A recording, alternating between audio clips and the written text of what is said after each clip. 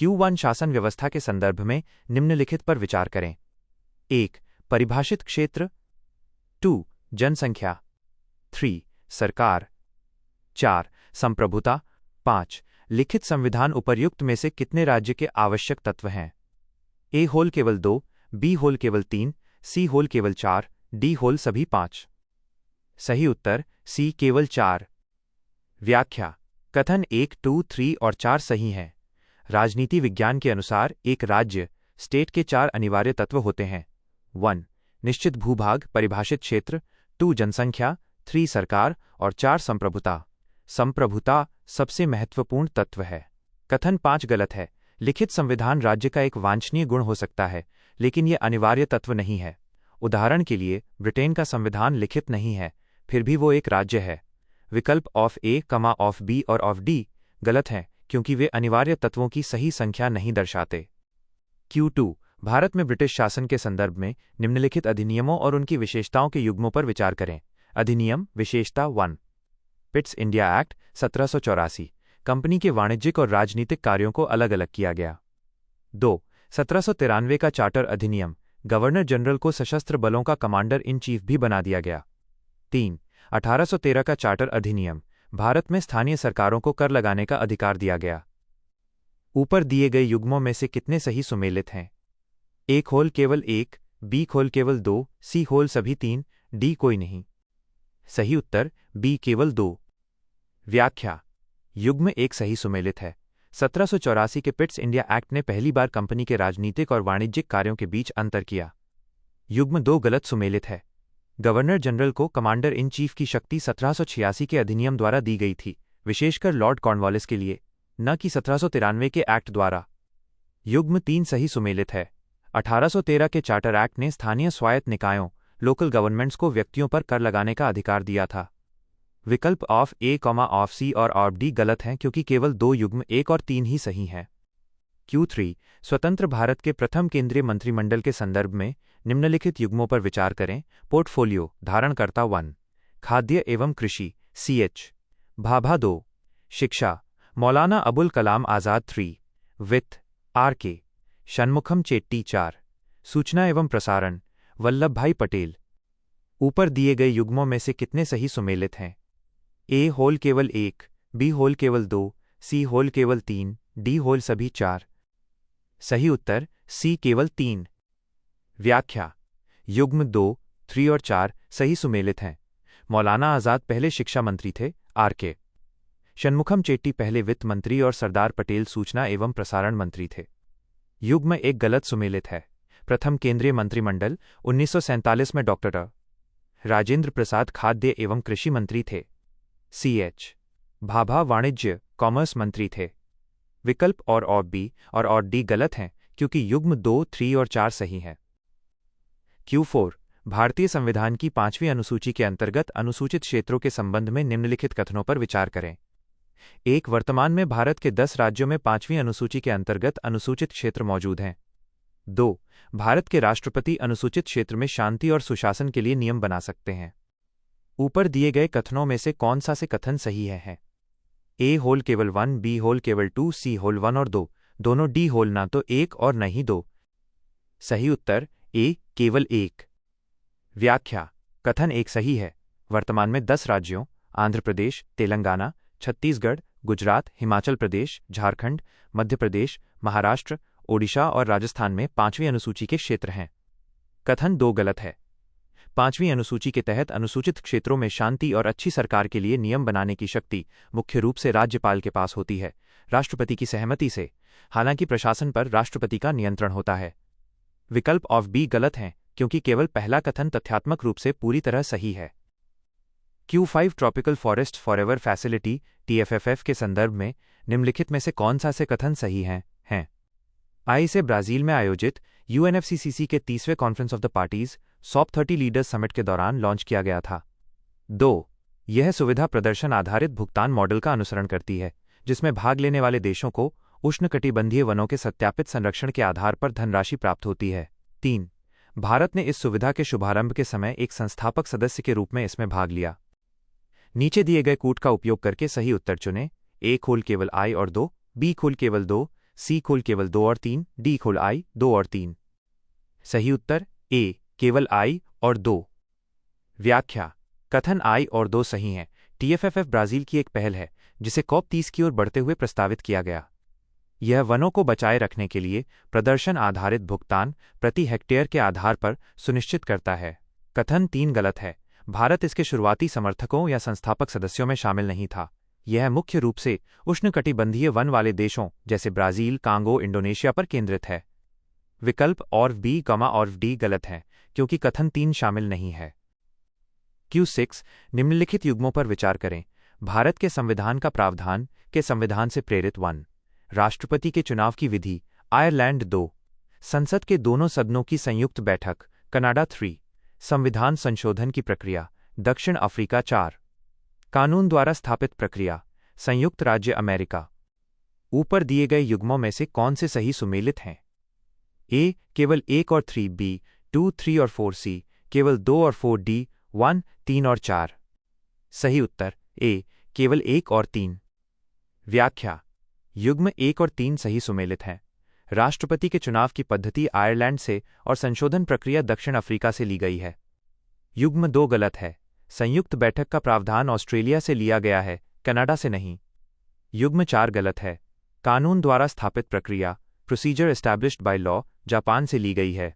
America से कानून की उचित प्रक्रिया का विचार प्रभावित है। विकल्प ऑफ बी और सी और ऑफ डी गलत हैं क्योंकि 2 और 4 गलत सुमेलित हैं। Q7 भारत के संविधान की द्वितीय अनुसूची में निम्नलिखित में से किसके लिए वेतन, भत्ते और विशेषाधिकारों के प्रावधान शामिल हैं? 1. भारत के राष्ट्रपति। 2. प्रधानमंत्री। 3. सर्वोच्च न्यायालय के न्यायाधीश। 4. भारत के नियंत्रक एवं महालेखा परीक्षक। नीचे दिए गए कूट का उपयोग करके सही उत्तर चुनें। ए केवल 1 और 3, बी केवल 2, सी केवल 1, 3 और 4, डी 1, 2, 3 और 4। सही उत्तर सी केवल 1, 3 और 4। व्याख्या। कथन 1, 3 और 4 सही हैं।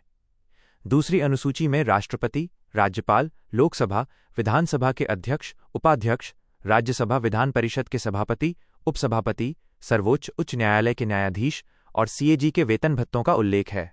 कथन 2 गलत है।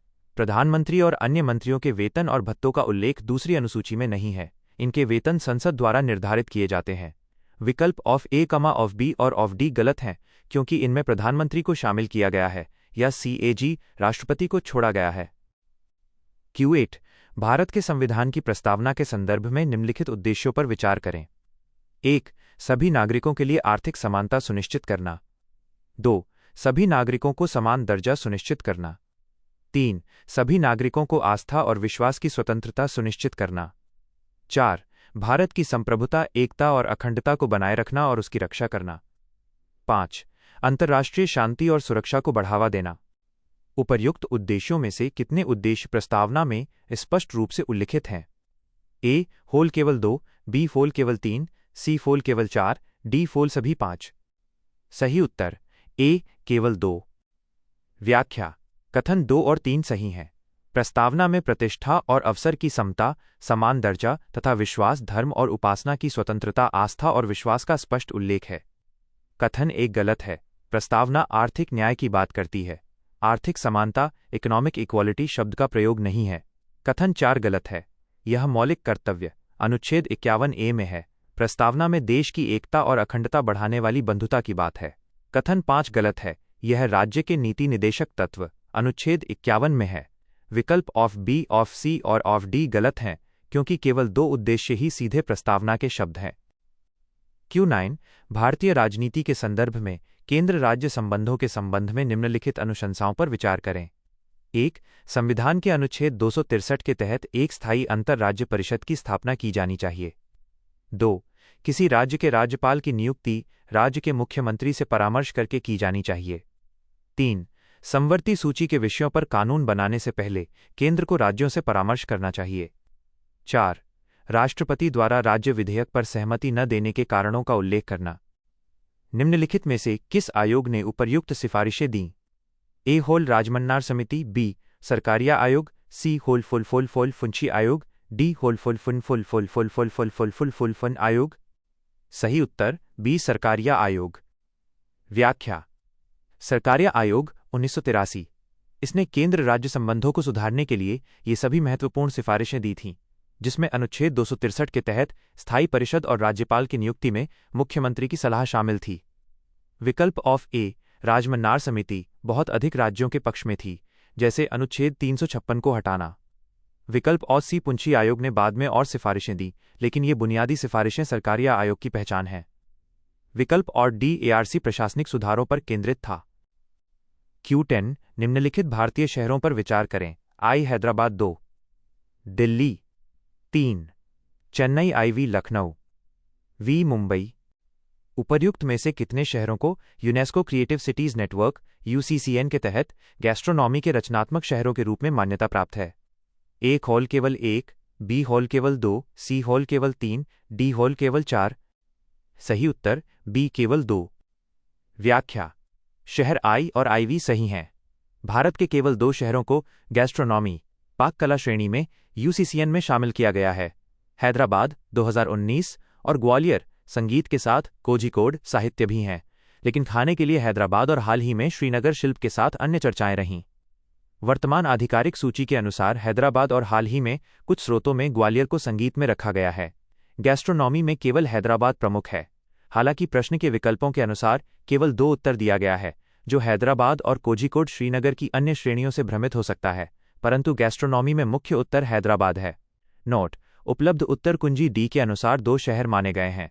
अन्य शहर चेन्नई संगीत, जयपुर शिल्प, वाराणसी संगीत, मुंबई फिल्म और श्रीनगर शिल्प अन्य श्रेणियों में हैं। विकल्प ऑफ ए, गामा ऑफ सी और डी गलत हैं, क्योंकि वे संख्या का सही मिलान नहीं करते।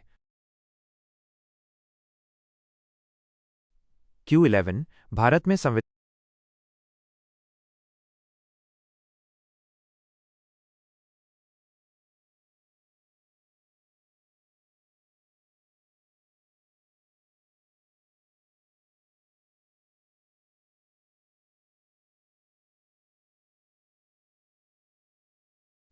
Q11 भारत में संविधान संशोधन विधेयक के संबंध में निम्नलिखित कथनों पर विचार करें।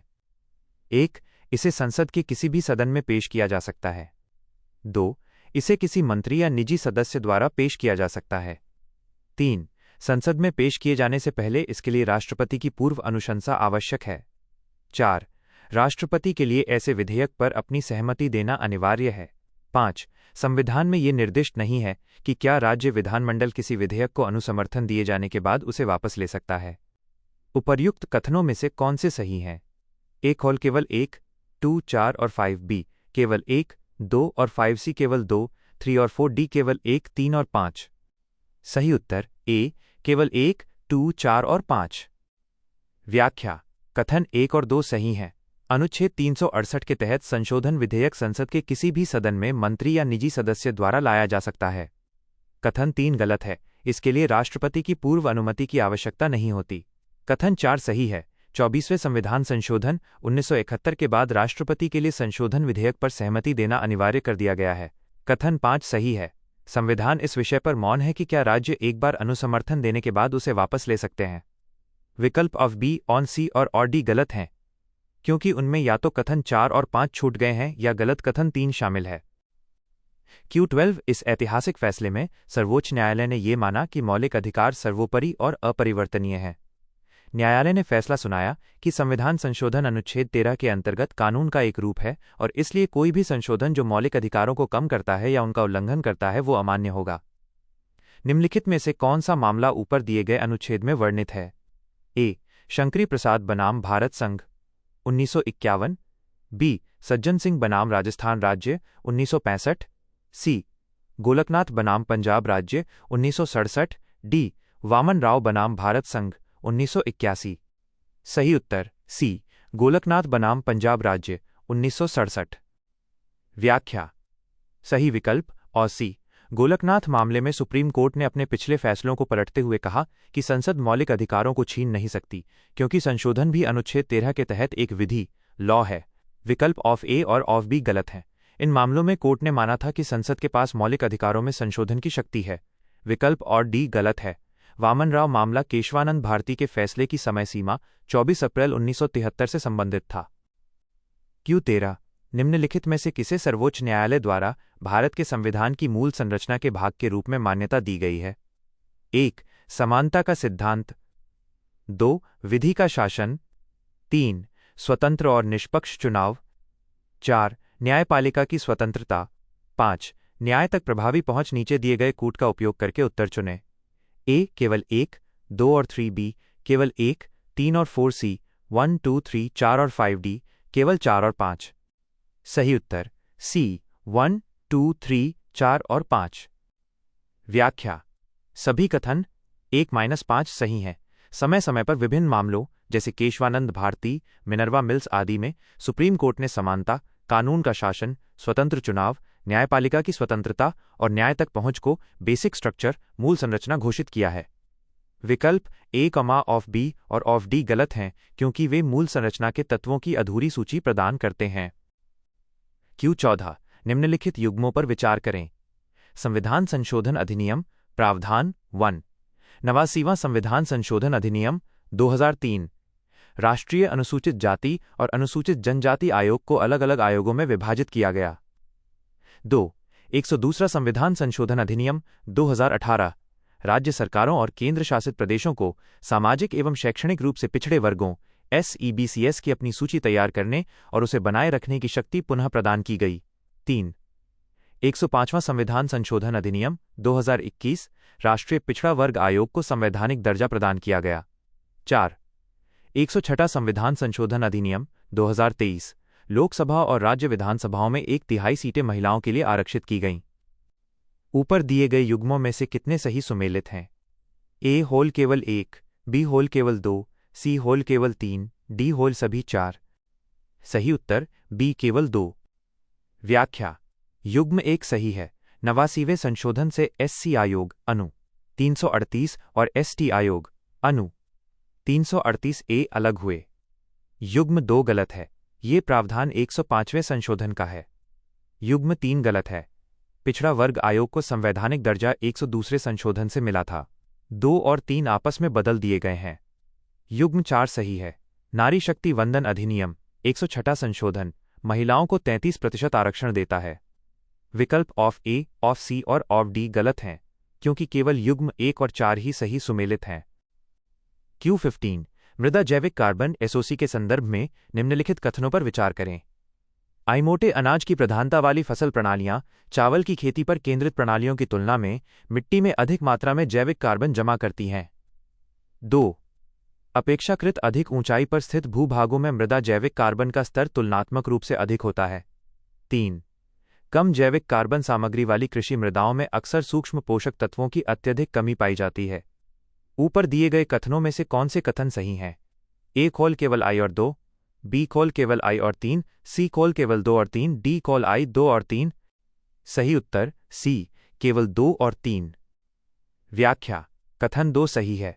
ऊंचाई वाले क्षेत्रों में कम तापमान के कारण कार्बन का अपघटन डिकॉम्पोजिशन धीमा होता है जिससे SOx जमा होता है। कथन 3 सही है। जैविक कार्बन मिट्टी की उर्वरता का आधार है। इसकी कमी से सूक्ष्म पोषक तत्व भी कम हो जाते हैं। कथन I गलत है। आमतौर पर चावल, खासकर जलमग्न खेती वाले क्षेत्रों में कार्बन का भंडारण मोटे अनाजों की तुलना में अधिक हो सकता है, हालांकि ये प्रबंधन पर निर्भर करता है। विकल्प ऑफ ए, ऑफ बी और ऑफ डी गलत हैं क्योंकि कथन I को सही मानना वैज्ञानिक रूप से विवादास्पद या गलत है। Q16 निम्नलिखित में से कौन सा कथन संवैधानिक सरकार के विचार का सबसे अच्छा वर्णन करता है? एक सरकार ए जो सत्ता में बैठे लोगों की इच्छाओं के अनुसार ही कार्य करती हो। बी फोल संविधान के प्रावधानों और सिद्धांतों द्वारा सीमित। सी आवधिक चुनावों और जनमत के माध्यम से गठित। डी जहां विधायिका को सरकार के अन्य सभी अंगों पर सर्वोच्च अधिकार प्राप्त हो। सही उत्तर बी संविधान के प्रावधानों और सिद्धांतों द्वारा सीमित। व्याख्या। सही विकल्प ऑफ बी संवैधानिक सरकार का मूल अर्थ ही सीमित सरकार लिमिटेड गवर्नमेंट है, जहां शक्तियां संविधान द्वारा निर्धारित और मर्यादित होती हैं। विकल्प और ए गलत है। यह तानाशाही का लक्षण है। विकल्प सी गलत है। यह लोकतंत्र का लक्षण है, लेकिन बिना सीमाओं के ये संवैधानिक नहीं कहलाएगी। विकल्प और डी गलत है। ये संसदीय संप्रभुता जैसे ब्रिटेन है, न कि अनिवार्य रूप से संवैधानिक सीमा। Q17 भारत के संविधान के निम्नलिखित प्रावधानों पर विचार करें। 1. सर्वोच्च न्यायालय के अधिकार क्षेत्र का विस्तार। 2. अनुसूचित क्षेत्रों और अनुसूचित जनजातियों का प्रशासन एवं नियंत्रण। 3. निर्वाचन क्षेत्रों का परिसीमन। 4. संविधान के अनुच्छेद 368 के प्रावधान। भारत के संविधान के उपर्युक्त प्रावधानों में से कितनों को संसद के साधारण बहुमत से संशोधित किया जा सकता है? ए होल केवल 1, बी होल केवल 2, सी होल केवल 3, डी होल सभी 4। सही उत्तर सी केवल 3। व्याख्या। कथन 1, 2 और 3 सही हैं। सुप्रीम कोर्ट के क्षेत्राधिकार बढ़ाना, 5वीं अनुसूची का प्रशासन और परिसीमन डिलिमिटेशन संसद के साधारण बहुमत अनुच्छेद 368 के बाहर से किए जाते हैं। कथन 4 गलत है। स्वयं अनुच्छेद 368 में संशोधन के लिए विशेष बहुमत और आधे राज्यों के अनुसमर्थन की आवश्यकता होती है। विकल्प ऑफ ए, ऑफ बी और ऑफ डी गलत हैं क्योंकि 3 प्रावधान साधारण बहुमत के दायरे में आते हैं। Q18 भारत के संविधान के भागों के संदर्भ में निम्नलिखित युग्मों पर विचार करें। भारतीय संविधान का भाग से संबंधित 1, भाग I-XA सहकारी समितियां 2, भाग V अनुसूचित और जनजातीय क्षेत्र 3, भाग XIVA न्यायाधिकरण 4, भाग 17 आपातकालीन प्रावधान। ऊपर दिए गए युग्मों में से कितने सही सुमेलित हैं? ए होल केवल 1, बी होल केवल 2, सी होल केवल 3, डी होल सभी 4। सही उत्तर ए केवल 1। व्याख्या। युग्म 3 सही सुमेलित है। भाग 14 ए ट्राइब्यूनल्स 42वें संशोधन द्वारा जोड़ा गया। युग्म 1 गलत है। भाग I-XA नगर पालिकाओं से संबंधित है। सहकारी समितियां भाग I-XB में है। युग्म 2 गलत है। भाग V संघ द यूनियन से संबंधित है। अनुसूचित क्षेत्र भाग X में है। युग्म 4 गलत है। भाग 17 राजभाषा से संबंधित है। आपातकालीन प्रावधान भाग 18 में है। विकल्प ऑफ बी, ऑफ डी गलत हैं क्योंकि केवल एक ही सही है। Q19 भारत के संविधान के निम्नलिखित प्रावधानों पर विचार करें। 1. नागरिकता। 2. संविधान का संक्षिप्त शीर्षक। 3. मौलिक अधिकार। 4. संविधान में संशोधन करने की संसद की शक्ति। संविधान के उपर्युक्त प्रावधानों में से कितने प्रावधान 26 नवंबर 1949 को लागू हुए? ए होल केवल 1, बी होल केवल 2, सी होल केवल 3, डी होल सभी 4। सही उत्तर बी केवल 2। व्याख्या। कथन 1 और 2 सही हैं। 26 नवंबर 1949 को नागरिकता अनु 5-9 और संक्षिप्त शीर्षक अनु 393 सहित 15-16 अनुच्छेद तुरंत प्रभावी हो गए थे। कथन 3 और 4 गलत हैं। मौलिक अधिकार और अनुच्छेद 368 संशोधन शक्ति शेष संविधान के साथ 26 जनवरी 1950 को लागू हुए। विकल्प ऑफ ए, ऑफ सी और ऑफ डी गलत हैं क्योंकि केवल 2 ही प्रावधान उस तारीख को प्रभावी हुए थे। Q20 निम्न पर विचार करें। I dental amalgam 2, barometer 3, lithium ion battery IV clinical thermometer. V fluorescent lamp उपर्युक्त में से कितनों में पारे का उपयोग होता है? ए होल केवल 2, बी होल केवल 3, सी होल केवल 4, डी होल सभी 5। सही उत्तर सी केवल 4। व्याख्या। I-2, IV और V सही हैं। डेंटल अमलगम दांत भरने में, बैरोमीटर, थर्मामीटर और फ्लोरोसेंट लैंप CFL आदि में पारे मर्क्यूरी का उपयोग होता है। 3 गलत है। लिथियम आयन बैटरी में लिथियम, कोबाल्ट और ग्रेफाइट होता है, पारा नहीं। विकल्प ऑफ ए, ऑफ बी और डी गलत हैं क्योंकि उपयोग वाले उपकरणों की संख्या 4 है। Q21 भारत के संविधान के निर्माण से जुड़े विभिन्न व्यक्तियों के संदर्भ में निम्नलिखित युग्मों पर विचार करें। व्यक्तित्व। भूमिका 1 सर बी एन राव संविधान सभा के संवैधानिक सलाहकार 2 HVR अयंगर संविधान सभा के सचिव 3 SN मुखर्जी संविधान के मुख्य मसौदाकार 4 प्रेम बिहारी रायजादा संविधान का सुलेखक। ऊपर दिए गए युग्मों में से कितने सही सुमेलित हैं? ए होल केवल 1, बी होल केवल 2, सी होल केवल 3, डी होल सभी 4। सही उत्तर डी सभी 4। व्याख्या। सभी युग्म सही सुमेलित हैं। BN राव सलाहकार थे, अयंगर सचिव थे, मुखर्जी मुख्य ड्राफ्ट्समैन थे और रायजादा ने मूल संविधान को अपने हाथ से लिखा, कैलीग्राफर था। विकल्प ऑफ ए, ऑफ बी और सी गलत हैं क्योंकि कोई भी युग्म गलत नहीं है।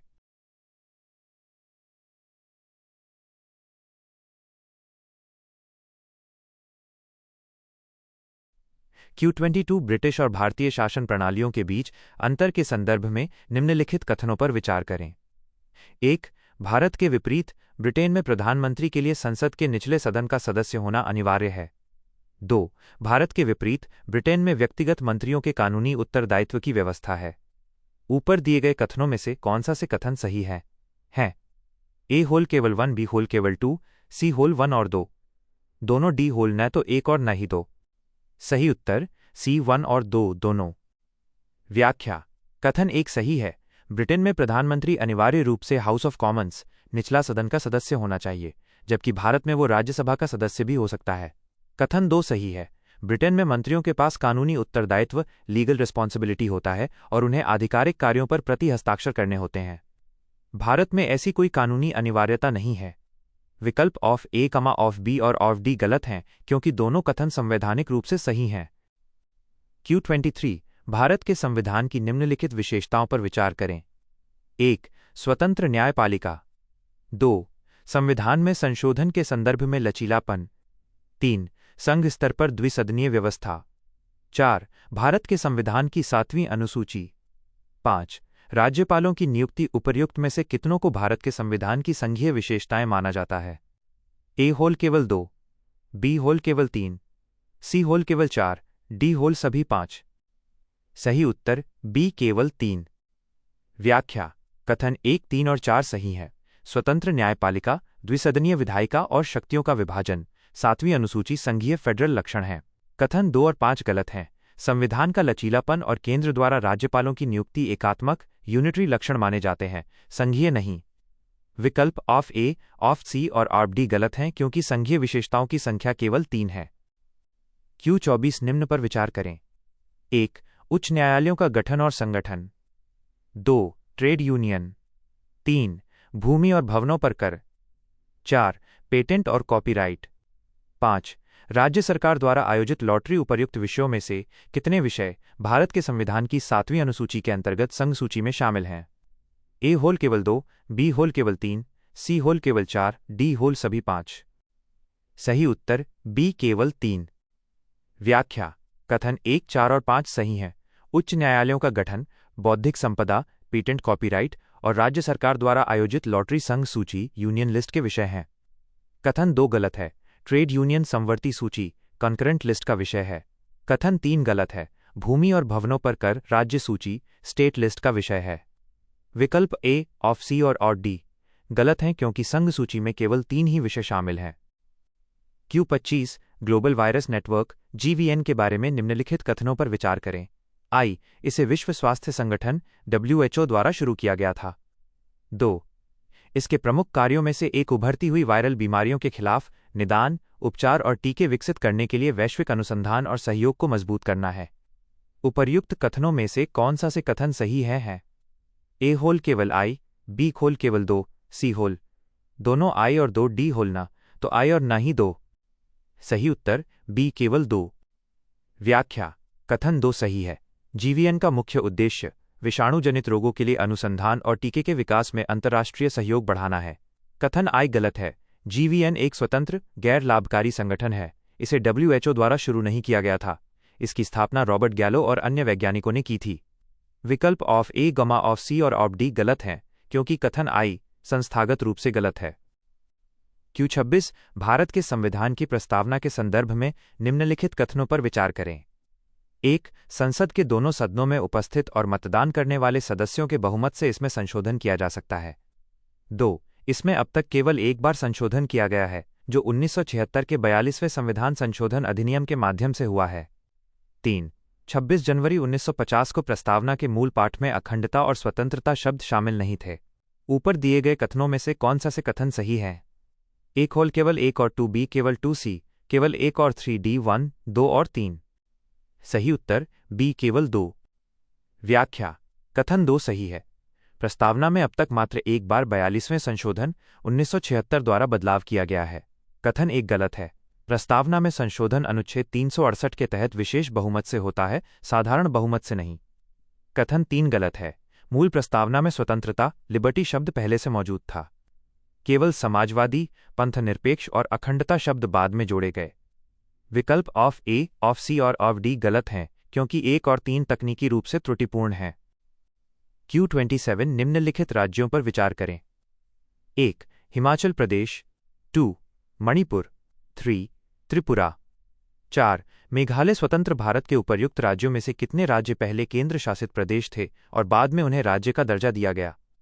ए होल केवल 1, बी होल केवल 2, सी होल केवल 3, डी होल सभी 4। सही उत्तर सी केवल 3। व्याख्या: हिमाचल प्रदेश, मणिपुर और त्रिपुरा 1, 2, 3 सही हैं। ये तीनों पहले केंद्र शासित प्रदेश यूटी थे, जिन्हें बाद में पूर्ण राज्य बनाया गया। मेघालय 4 अलग है। मेघालय को पहले असम के भीतर एक स्वायत्त राज्य सब स्टेट बनाया गया था, वो सीधे केंद्र शासित प्रदेश नहीं था। विकल्प ए, ऑफ बी और ऑफ डी गलत हैं, क्योंकि यूटी से राज्य बनने वाले केवल 3 राज्य हैं। Q28 निम्नलिखित कथनों पर विचार करें। कथन आई, भारत के संविधान में राज्यों का संघ यूनियन शब्द का प्रयोग किया गया है, न कि राज्यों का महासंघ फेडरेशन शब्द का। कथन 2, भारत संघ संयुक्त राज्य अमेरिका के विपरीत राज्यों के बीच किसी समझौते का परिणाम नहीं है। कथन 3, भारत में राज्यों को भारत संघ से अलग होने का अधिकार नहीं है।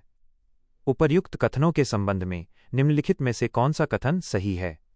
ए होल कथन 2 और कथन 3 दोनों सही हैं और दोनों ही कथन आई की व्याख्या करते हैं। बी होल कथन 2 और कथन 3 दोनों सही हैं, लेकिन इनमें से केवल एक ही कथन आई की व्याख्या करता है। सी होल कथन 2 और कथन 3 में से केवल एक ही सही है और वो कथन आई की व्याख्या करता है। डी होल न तो कथन 2 और न ही कथन 3 सही है। सही उत्तर ए, कथन 2 और कथन 3 दोनों सही हैं और दोनों ही कथन आई की व्याख्या करते हैं। व्याख्या: कथन आई 2 और 3 सही हैं। डॉक्टर अंबेडकर के अनुसार यूनियन शब्द 2 कारणों से चुना गया। 1. यह किसी समझौते का परिणाम नहीं है और 2. राज्यों को अलग होने की आज़ादी नहीं है। अतः 2 और 3 दोनों ही कथन आई के पीछे का तर्क स्पष्ट करते हैं। विकल्प ऑफ बी, ऑफ सी और ऑफ डी गलत हैं, क्योंकि वे कथनों के बीच के तार्किक संबंध को नहीं दर्शाते। Q29 निम्नलिखित कथनों पर विचार करें। कथन आई, आंध्र प्रदेश भारत का पहला भाषाई राज्य था। कथन 2, फजल अली आयोग, जिसे राज्य पुनर्गठन आयोग 1953 के नाम से भी जाना जाता है, ने भाषा को राज्यों के पुनर्गठन के आधारों में से एक के रूप में स्वीकार किया। उपर्युक्त कथनों के संबंध में निम्नलिखित में से कौन सा कथन सही है? ए, कथन आई और कथन 2 दोनों सही हैं और कथन 2 कथन आई की व्याख्या करता है। बी होल कथन आई और कथन 2 दोनों सही हैं, लेकिन कथन 2 कथन आई की व्याख्या नहीं करता है। सी होल कथन 1 सही है, लेकिन कथन 2 सही नहीं है। डी, कथन आई सही नहीं है, लेकिन कथन 2 सही है। सही उत्तर बी, कथन आई और कथन 2 दोनों सही हैं, लेकिन कथन 2 कथन आई की व्याख्या नहीं करता है। व्याख्या: कथन आई और 2 दोनों सही हैं। आंध्र प्रदेश 1953 में भाषा पर आधारित पहला राज्य बना। फजल अली आयोग ने भी भाषा को एक आधार माना। व्याख्या का अभाव: आंध्र प्रदेश का गठन फजल अली आयोग की सिफारिश से पहले पोट्टी श्रीरामुलु के निधन के बाद उपजे जनाक्रोश के कारण हुआ था, न कि इस आयोग की व्याख्या के कारण। विकल्प ऑफ ए, ऑफ सी और ऑफ डी गलत हैं, क्योंकि कालक्रम के अनुसार 2 आई की व्याख्या नहीं है। Q30 फ्लो बैटरी के संदर्भ में निम्नलिखित में से कौन से कथन सही हैं? आई, इसमें ऊर्जा को अलग अलग टैंकों में रखे 2 तरल इलेक्ट्रोलाइट्स में संग्रहित किया जाता है। 2. वर्तमान में वेनेडियम रेडॉक्स बैटरियां सबसे व्यापक रूप से उपयोग की जाने वाली फ्लो बैटरी हैं। 3. इनमें लिथियम आयन बैटरी की तुलना में कहीं अधिक ऊर्जा घनत्व होता है, जो इन्हें इलेक्ट्रिक वाहनों और पोर्टेबल उपकरणों में उपयोग के लिए उपयुक्त बनाता है। नीचे दिए गए कूट का उपयोग करके सही उत्तर चुनें। ए खोल केवल आई और 2, बी खोल केवल 2 और 3, सी खोल केवल आई और 3, डी होल आई 2 और 3। सही उत्तर ए, केवल आई और 2। व्याख्या: कथन आई और 2 सही हैं। फ्लो बैटरी में 2 टैंक होते हैं और वैनेडियम रेडॉक्स बैटरी इसका सबसे प्रचलित प्रकार है। कथन 3 गलत है।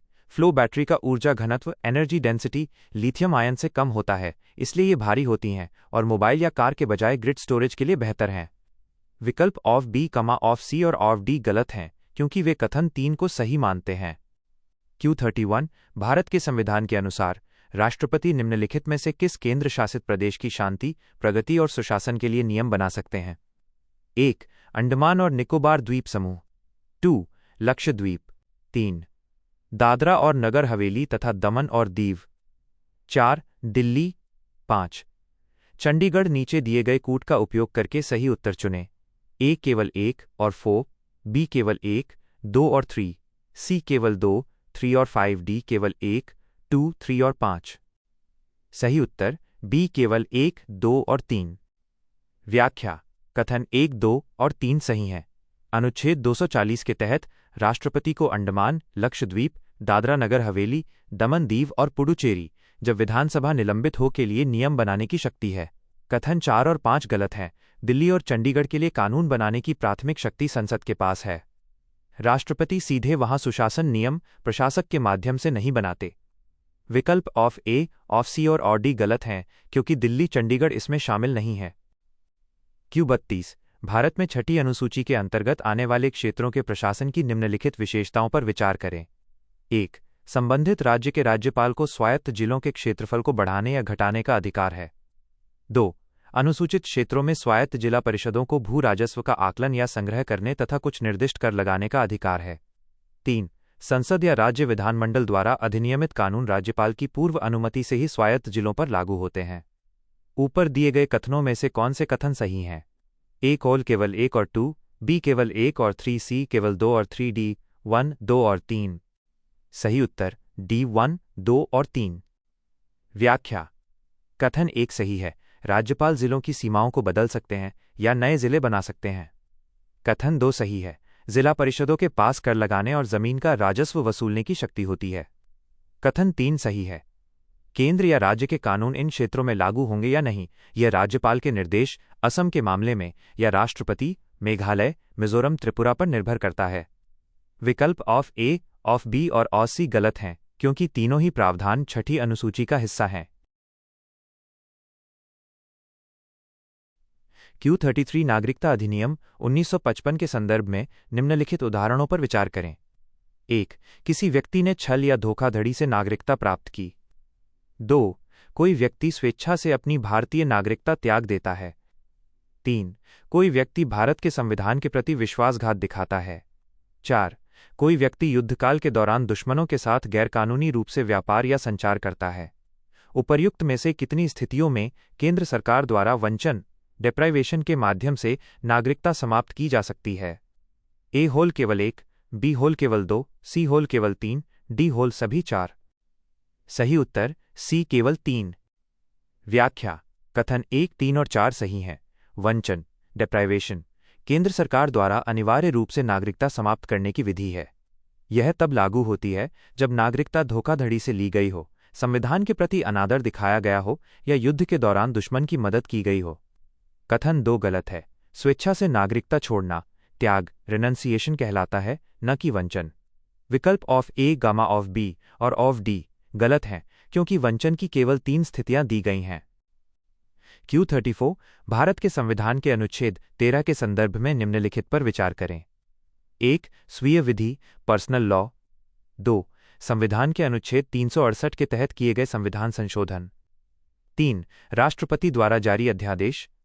4. कानून का बल रखने वाले रीति रिवाज और प्रथाएं उपर्युक्त में से कितने अनुच्छेद 13 के अंतर्गत कानून की परिभाषा में शामिल हैं?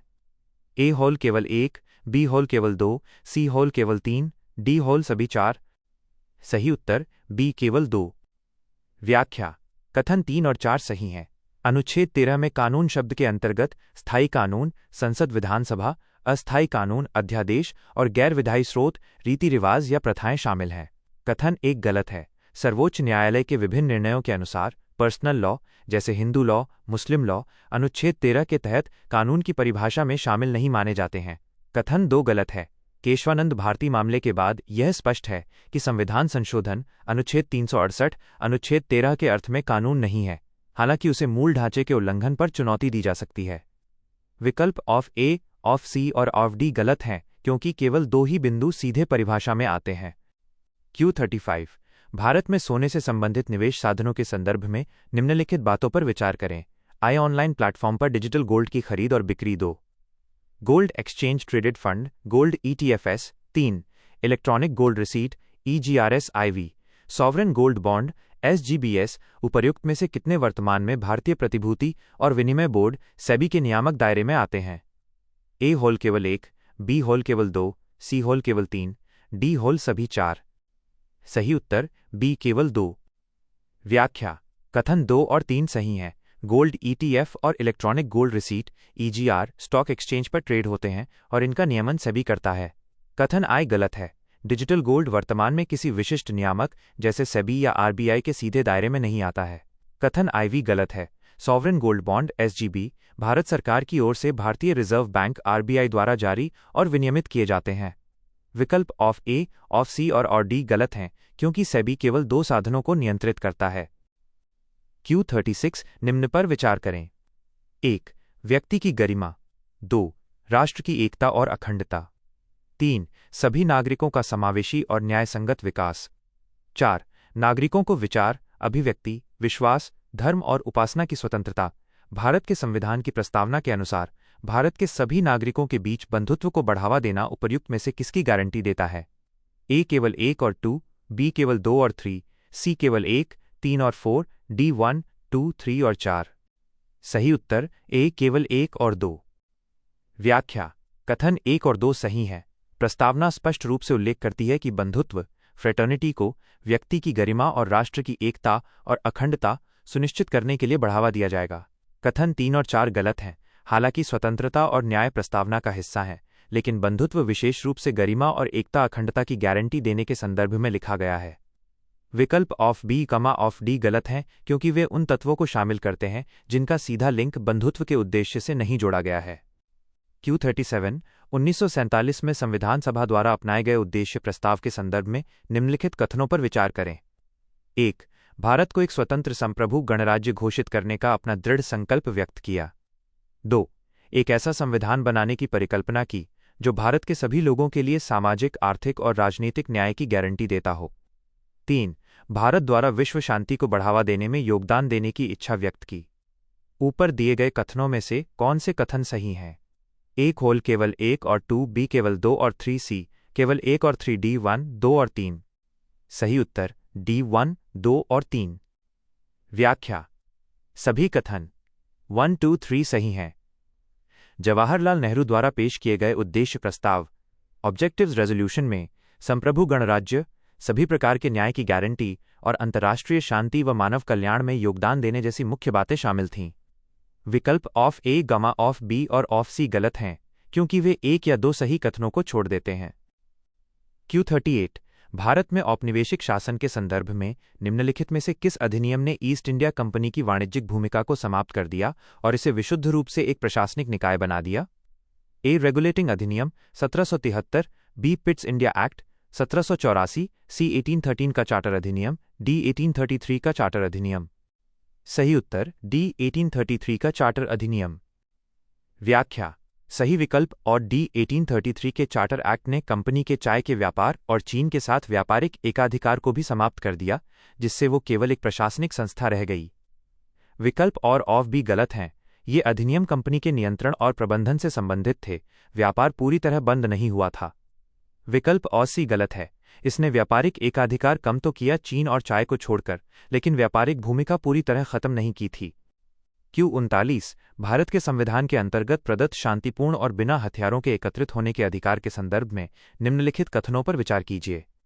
1. इसकी अनुमति केवल सार्वजनिक भूमि पर है, निजी संपत्ति पर नहीं। 2. इसमें हड़ताल करने का अधिकार शामिल है। 3. संविधान के अनुसार शालीनता या नैतिकता के हित में इस अधिकार पर उचित प्रतिबंध लगाए जा सकते हैं। उपर्युक्त कथनों में से कौन सा से कथन सही है?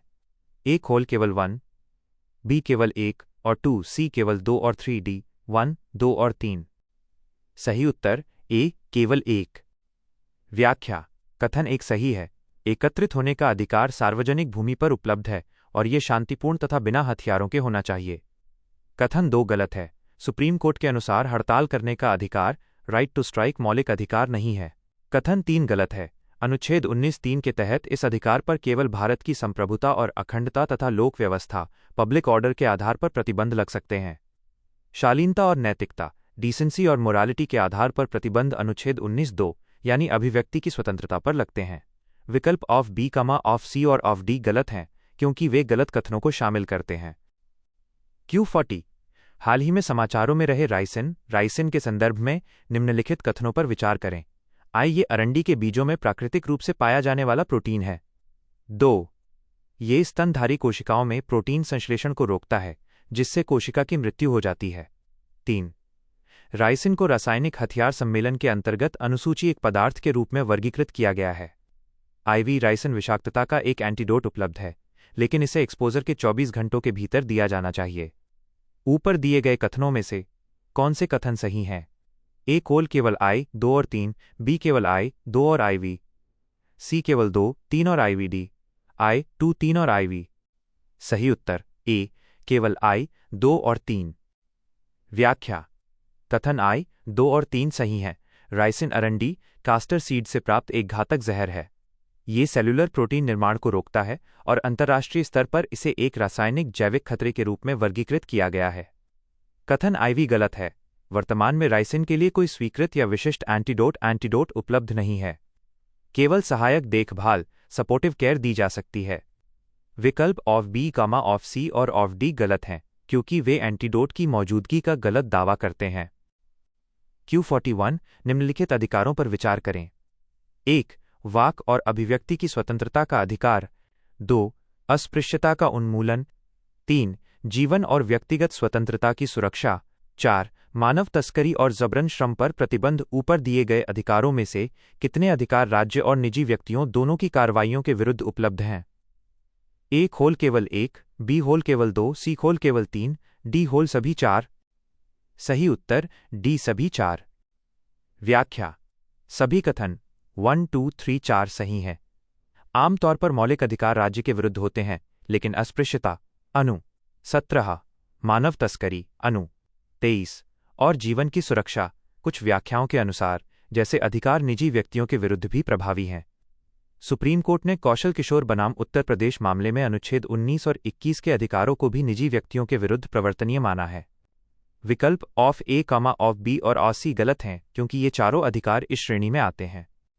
Q42 भारत के संविधान के तहत आपराधिक अपराधों के लिए दोष सिद्धि के संबंध में संरक्षण के मौलिक अधिकार के संदर्भ में निम्नलिखित कथनों पर विचार करें। 1. किसी भी व्यक्ति को किसी भी आपराधिक अपराध के लिए दोषी नहीं ठहराया जाएगा, सिवाय उस अपराध के समय लागू कानून के उल्लंघन के लिए। 2. किसी भी व्यक्ति पर एक ही आपराधिक अपराध के लिए एक से अधिक बार मुकदमा नहीं चलाया जाएगा और न ही उसे दंडित किया जाएगा। 3. किसी भी आपराधिक अपराध के आरोपी व्यक्ति को अपने विरुद्ध गवाह बनने के लिए बाध्य नहीं किया जाएगा। ऊपर दिए गए कथनों में से कौन से सही हैं? ए केवल 1 और 3, बी केवल 1 और 2, सी केवल 2 और 3, डी 1, 2 और 3। सही उत्तर डी 1, 2 और 3। व्याख्या: सभी कथन 1, 2, 3 सही हैं। यह अनुच्छेद 20 के 3 प्रमुख हिस्से हैं। 1. कार्योत्तर विधियों से संरक्षण एक्स पोस्ट फैक्टो लॉ। 2. दोहरे दंड से मुक्ति डबल जेपर्डी और 3. आत्म अभिशंसन से संरक्षण सेल्फ इंक्रिमिनेशन। विकल्प ऑफ ए, ऑफ बी और ऑफ सी गलत हैं, क्योंकि वे अनुच्छेद 20 की पूरी सुरक्षा को कवर नहीं करते। Q43 निम्नलिखित युग्मों पर विचार करें। अधिकार: भारत के संविधान के निम्नलिखित अनुच्छेद के अंतर्गत मान्यता प्राप्त। 1. किसी राजनीतिक दल द्वारा बुलाए गए जबरन बंद के खिलाफ अधिकार। अनुच्छेद 19। 2. अपनी पसंद के व्यक्ति से विवाह करने का अधिकार। अनुच्छेद 21। 3. 14 वर्ष से कम आयु के बच्चों को खतरनाक कामों में नियोजित करने पर प्रतिबंध। अनुच्छेद 23। ऊपर दिए गए युग्मों में से कितने सही सुमेलित हैं? ए केवल 1, बी केवल 2, सी सभी 3, डी कोई नहीं। सही उत्तर बी केवल 2। व्याख्या: युग्म 1 सही है। बंद या हड़ताल के खिलाफ अधिकार अनुच्छेद 19 के तहत अभिव्यक्ति और आंदोलन की स्वतंत्रता का हिस्सा माना जाता है, अवैध बंद के संदर्भ में। युग्म 2 सही है। हदिया मामले के अनुसार अपनी पसंद से विवाह करना अनुच्छेद 21 जीवन और स्वतंत्रता का हिस्सा है। युग्म 3 गलत है। बच्चों के खतरनाक नियोजन पर प्रतिबंध अनुच्छेद 24 के तहत है। अनुच्छेद 23 मानव तस्करी और बेगार जबरन श्रम से संबंधित है। विकल्प ऑफ ए, ऑफ सी और ऑफ डी गलत हैं, क्योंकि केवल पहले 2 युग्म सही हैं।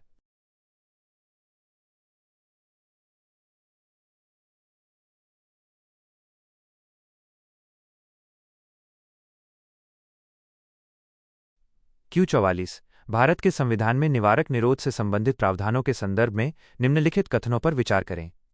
1. निवारक निरोध का प्रावधान करने वाला कोई भी कानून किसी व्यक्ति को 3 महीने से अधिक समय तक हिरासत में रखने की अनुमति नहीं देता है, जब तक कि सलाहकार बोर्ड इसे अनुमोदित न कर दे। 2. निवारक निरोध के लिए कानून बनाने का अधिकार केवल संसद के पास है। 3. हिरासत में लिए गए व्यक्ति को निरोध आदेश के विरुद्ध प्रतिनिधित्व करने का अवसर शीघ्र प्रदान किया जाएगा। ऊपर दिए गए कथनों में से कौन सा से सही है? ए होल केवल 1 बी केवल 1 और 3 सी केवल 2 और 3 डी 1 2 और 3। सही उत्तर बी केवल 1 और 3। व्याख्या। कथन एक सही है। अनुच्छेद 22 के अनुसार किसी व्यक्ति को 3 महीने से अधिक तब तक हिरासत में नहीं रखा जा सकता जब तक सलाहकार बोर्ड इसकी पुष्टि न कर दे। 44वें संशोधन ने इसे 2 महीने करने का प्रयास किया था, लेकिन वह प्रभावी नहीं हो सका। कथन 2 गलत है। निवारक निरोध पर कानून बनाने की शक्ति संसद और राज्य विधानमंडल दोनों के पास समवर्ती सूची है। संसद रक्षा, विदेशी मामलों आदि पर कानून बनाती है, जबकि राज्य लोक व्यवस्था आदि पर। कथन 3 सही है।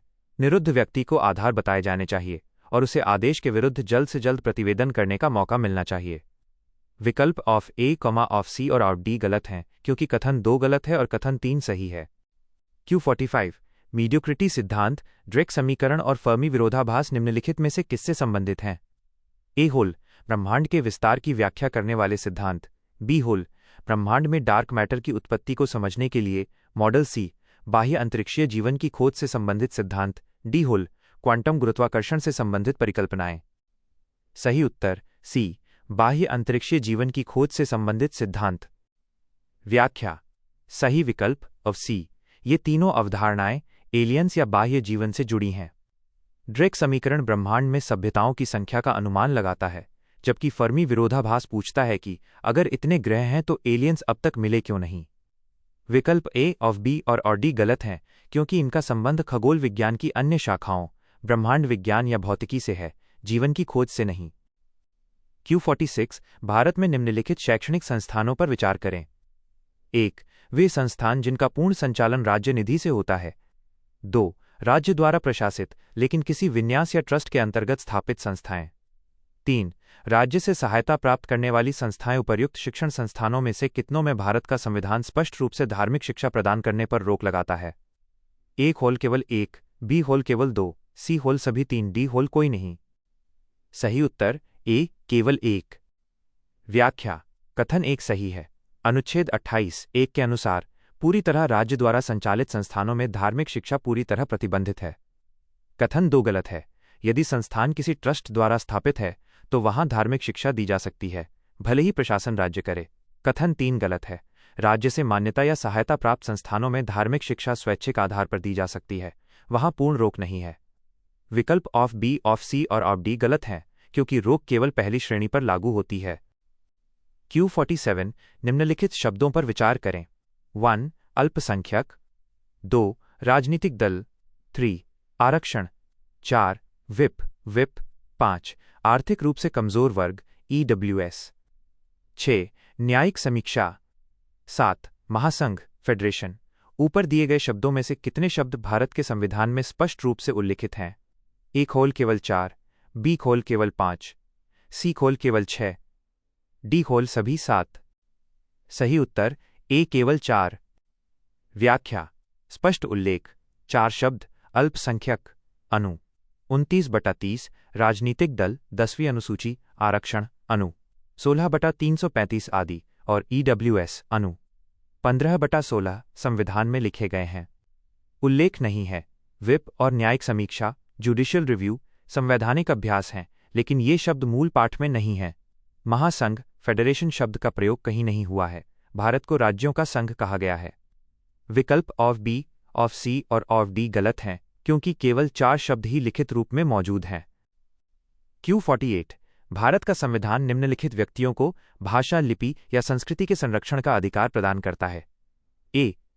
केवल भाषाई अल्पसंख्यकों से संबंधित नागरिकों का एक वर्ग। बी होल केवल धार्मिक अल्पसंख्यकों से संबंधित नागरिकों का एक वर्ग। सी.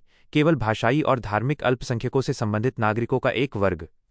डी. भारत के भूभाग या उसके किसी भाग में रहने वाले नागरिकों का कोई वर्ग। सही उत्तर डी. भारत के भूभाग या उसके किसी भाग में रहने वाले नागरिकों का कोई वर्ग। व्याख्या। सही विकल्प डी. अनुच्छेद 29(1) के शब्द हैं नागरिकों का कोई भी वर्ग, एनी सेक्शन ऑफ सिटीजन्स। इसका अर्थ है कि ये केवल अल्पसंख्यकों तक सीमित नहीं है, बहुसंख्यक भी अपनी विशिष्ट संस्कृति का संरक्षण कर सकते हैं। विकल्प ऑफ ए, ऑफ बी और ऑफ सी गलत हैं, क्योंकि वे इस अधिकार को केवल अल्पसंख्यकों तक सीमित रखते हैं, जो संवैधानिक प्रावधान का संकीर्ण वर्णन है। Q49 भारत में छावनी बोर्डों कैंटोनमेंट बोर्ड के संबंध में निम्नलिखित कथनों पर विचार करें। 1. बोर्ड में निर्वाचित और मनोनीत पदेन सदस्यों का समान प्रतिनिधित्व है। 2. यह भारत सरकार के रक्षा मंत्रालय के प्रशासनिक नियंत्रण में कार्य करता है। ऊपर दिए गए कथनों में से कौन सा से कथन सही है? A होल केवल 1, B होल केवल 2, C होल 1 और 2। दोनों D होल न तो 1 और न ही 2। सही उत्तर C 1 और 2 दोनों। व्याख्या: कथन 1 सही है। छावनी बोर्डों में निर्वाचित और पदेन सदस्यों की संख्या लगभग बराबर समान रखी जाती है ताकि नागरिक और सैन्य प्रशासन में संतुलन रहे। कथन 2 सही है। देश के सभी कैंटोनमेंट बोर्ड रक्षा मंत्रालय मिनिस्ट्री ऑफ डिफेंस के अधीन आते हैं। विकल्प ऑफ A, ऑफ B और ऑफ D गलत हैं क्योंकि दोनों ही कथन बोर्ड की संरचना और नियंत्रण का सही वर्णन करते हैं। Q50 समाचार में रहे स्थान और वे जिस देश में स्थित हैं उनके संबंध में निम्नलिखित युग्मों पर विचार करें। स्थान: देश 1, Ayni airbase Tajikistan 2, Mudh Nyoma airbase Myanmar 3, Bagram airfield Afghanistan 4, Lalmonirhat airbase Bharat. ऊपर दिए गए युग्मों में से कितने सही सुमेलित हैं? A होल केवल 1, B होल केवल 2, C होल केवल 3, D होल सभी 4। सही उत्तर B केवल 2। व्याख्या: युग्म 1 सही है। आइनी एयरबेस ताजिकिस्तान में है, भारत इसका उपयोग करता है। युग्म 3 सही है। बगराम एयरफील्ड अफगानिस्तान का प्रसिद्ध सैन्य अड्डा है। युग्म 2 गलत है। न्योमा एयरबेस भारत लद्दाख में स्थित है, म्यांमार में नहीं। युग्म 4 गलत है। लालमोनिरहाट एयरबेस बांग्लादेश में स्थित है, भारत में नहीं। विकल्प ऑफ A, ऑफ C और D गलत हैं क्योंकि केवल 2, 1 और 3 ही सही हैं। Q51 निम्नलिखित राज्य नीति निर्देशक सिद्धांतों DPSPS पर विचार करें। 1. बच्चों को स्वस्थ तरीके से विकसित होने के अवसर और सुविधाएं प्रदान करना। 2. पर्यावरण की रक्षा और सुधार करना तथा वनों और वन्य जीवों की सुरक्षा करना। 3. समान न्याय को बढ़ावा देना तथा गरीबों को निःशुल्क कानूनी सहायता प्रदान करना। 4. उद्योगों के प्रबंधन में श्रमिकों की भागीदारी सुनिश्चित करने के लिए कदम उठाना। उपर्युक्त निर्देशक सिद्धांतों में से कितने सिद्धांत 42वें संवैधानिक संशोधन अधिनियम 1976 के माध्यम से जोड़े गए थे? A होल केवल 1, B होल केवल 2, C होल केवल 3, D होल सभी 4। सही उत्तर D सभी 4। व्याख्या: सभी कथन 1, 2, 3, 4 सही हैं। 42वें संशोधन 1976 ने 4 नए DPSP जोड़े। अनुच्छेद 39F बच्चे, 39A मुफ्त कानूनी सहायता, 43A श्रमिक भागीदारी और 48A पर्यावरण। विकल्प ऑफ A, ऑफ B और C गलत हैं क्योंकि 42वां संशोधन इन चारों प्रावधानों के लिए जिम्मेदार था। Q52 राज्य नीति निर्देशक सिद्धांतों DPSPS के बारे में निम्नलिखित कथनों पर विचार करें। 1. ये स्वीकृति योग्य नहीं होते हैं और इन्हें न्यायालयों द्वारा कानूनी रूप से लागू नहीं किया जा सकता। 2. इनका मुख्य उद्देश्य देश में राजनीतिक लोकतंत्र की स्थापना करना है। 3. इनकी कार्यान्वयन के लिए सरकार द्वारा विधायन की आवश्यकता होती है। उपर्युक्त में से कौन से कथन सही हैं? A केवल 1 और 2, B केवल 2 और 3, C केवल 1 और 3, D 1, 2 और 3। सही उत्तर C केवल 1 और 3। व्याख्या: कथन 1 सही है। अनुच्छेद 37 के अनुसार DPSP गैर न्यायोचित नॉन जस्टिसेबल हैं। कथन 2 गलत है। इनका उद्देश्य सामाजिक और आर्थिक लोकतंत्र स्थापित करना है। राजनीतिक लोकतंत्र मौलिक अधिकारों का उद्देश्य है। कथन 3 सही है। DPSP स्वतः लागू नहीं होते, इन्हें लागू करने के लिए संसद को कानून बनाने पड़ते हैं, जैसे मनरेगा, वन्यजीव संरक्षण अधिनियम आदि।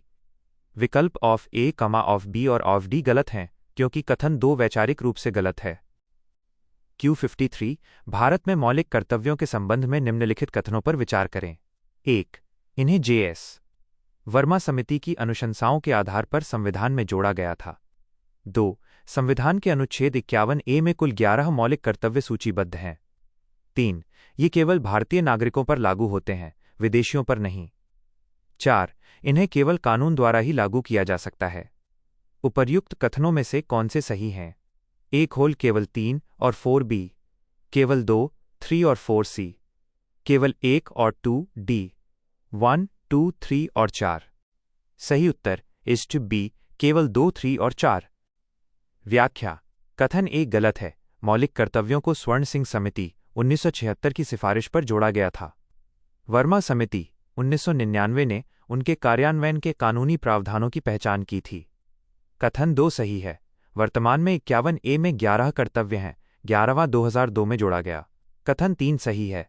मौलिक अधिकार विदेशियों को मिल सकते हैं, लेकिन कर्तव्य केवल नागरिकों के लिए हैं। कथन 4 सही है। ये स्वतः लागू नहीं होते। संसद कानून बनाकर, जैसे ध्वज संहिता, इनका उल्लंघन रोकने के लिए दंड तय कर सकती है। विकल्प ऑफ ए, ऑफ सी और डी गलत हैं, क्योंकि कथन 1 गलत है। Q54 निम्नलिखित प्रावधानों पर विचार करें। 1. वनों, झीलों, नदियों और वन्य जीवों सहित प्राकृतिक पर्यावरण की रक्षा और सुधार करना। 2. अंतर्राष्ट्रीय शांति और सुरक्षा को बढ़ावा देना। 3. वैज्ञानिक सोच, मानवतावाद, जिज्ञासा एवं सुधार की भावना को विकसित करना। 4. आह्वान किए जाने पर देश की रक्षा करना और राष्ट्रीय सेवा प्रदान करना। उपर्युक्त में से कितने प्रावधान भारतीय संविधान के भाग IVA के अंतर्गत आते हैं? A होल केवल 1, B होल केवल 2, C होल केवल 3, D होल सभी 4। सही उत्तर C केवल 3। व्याख्या।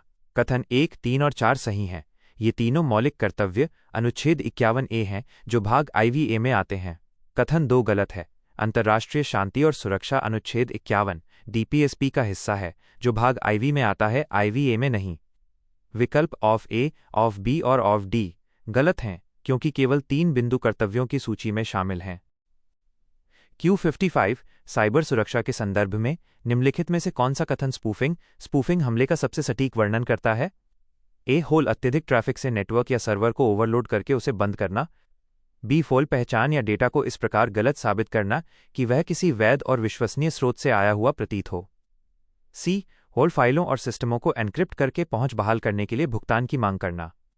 D उपयोगकर्ता की गतिविधियों और जानकारी को लगातार ट्रैक करने के लिए गुप्त रूप से दुर्भावनापूर्ण प्रोग्राम स्थापित करना। सही उत्तर B पहचान या डेटा को इस प्रकार गलत साबित करना कि वो किसी वैध और विश्वसनीय स्रोत से आया हुआ प्रतीत हो। व्याख्या। सही विकल्प ऑफ B। स्पूफिंग में हमलावर अपनी पहचान छिपाकर किसी भरोसेमंद व्यक्ति या कंपनी, जैसे बैंक की फर्जी ईमेल का रूप धरता है, ताकि डेटा चोरी किया जा सके। विकल्प A गलत है। यह DOS या DDoS हमला है। विकल्प ऑन C गलत है। यह रैंसमवेयर है। विकल्प और D गलत है। यह स्पाईवेयर है।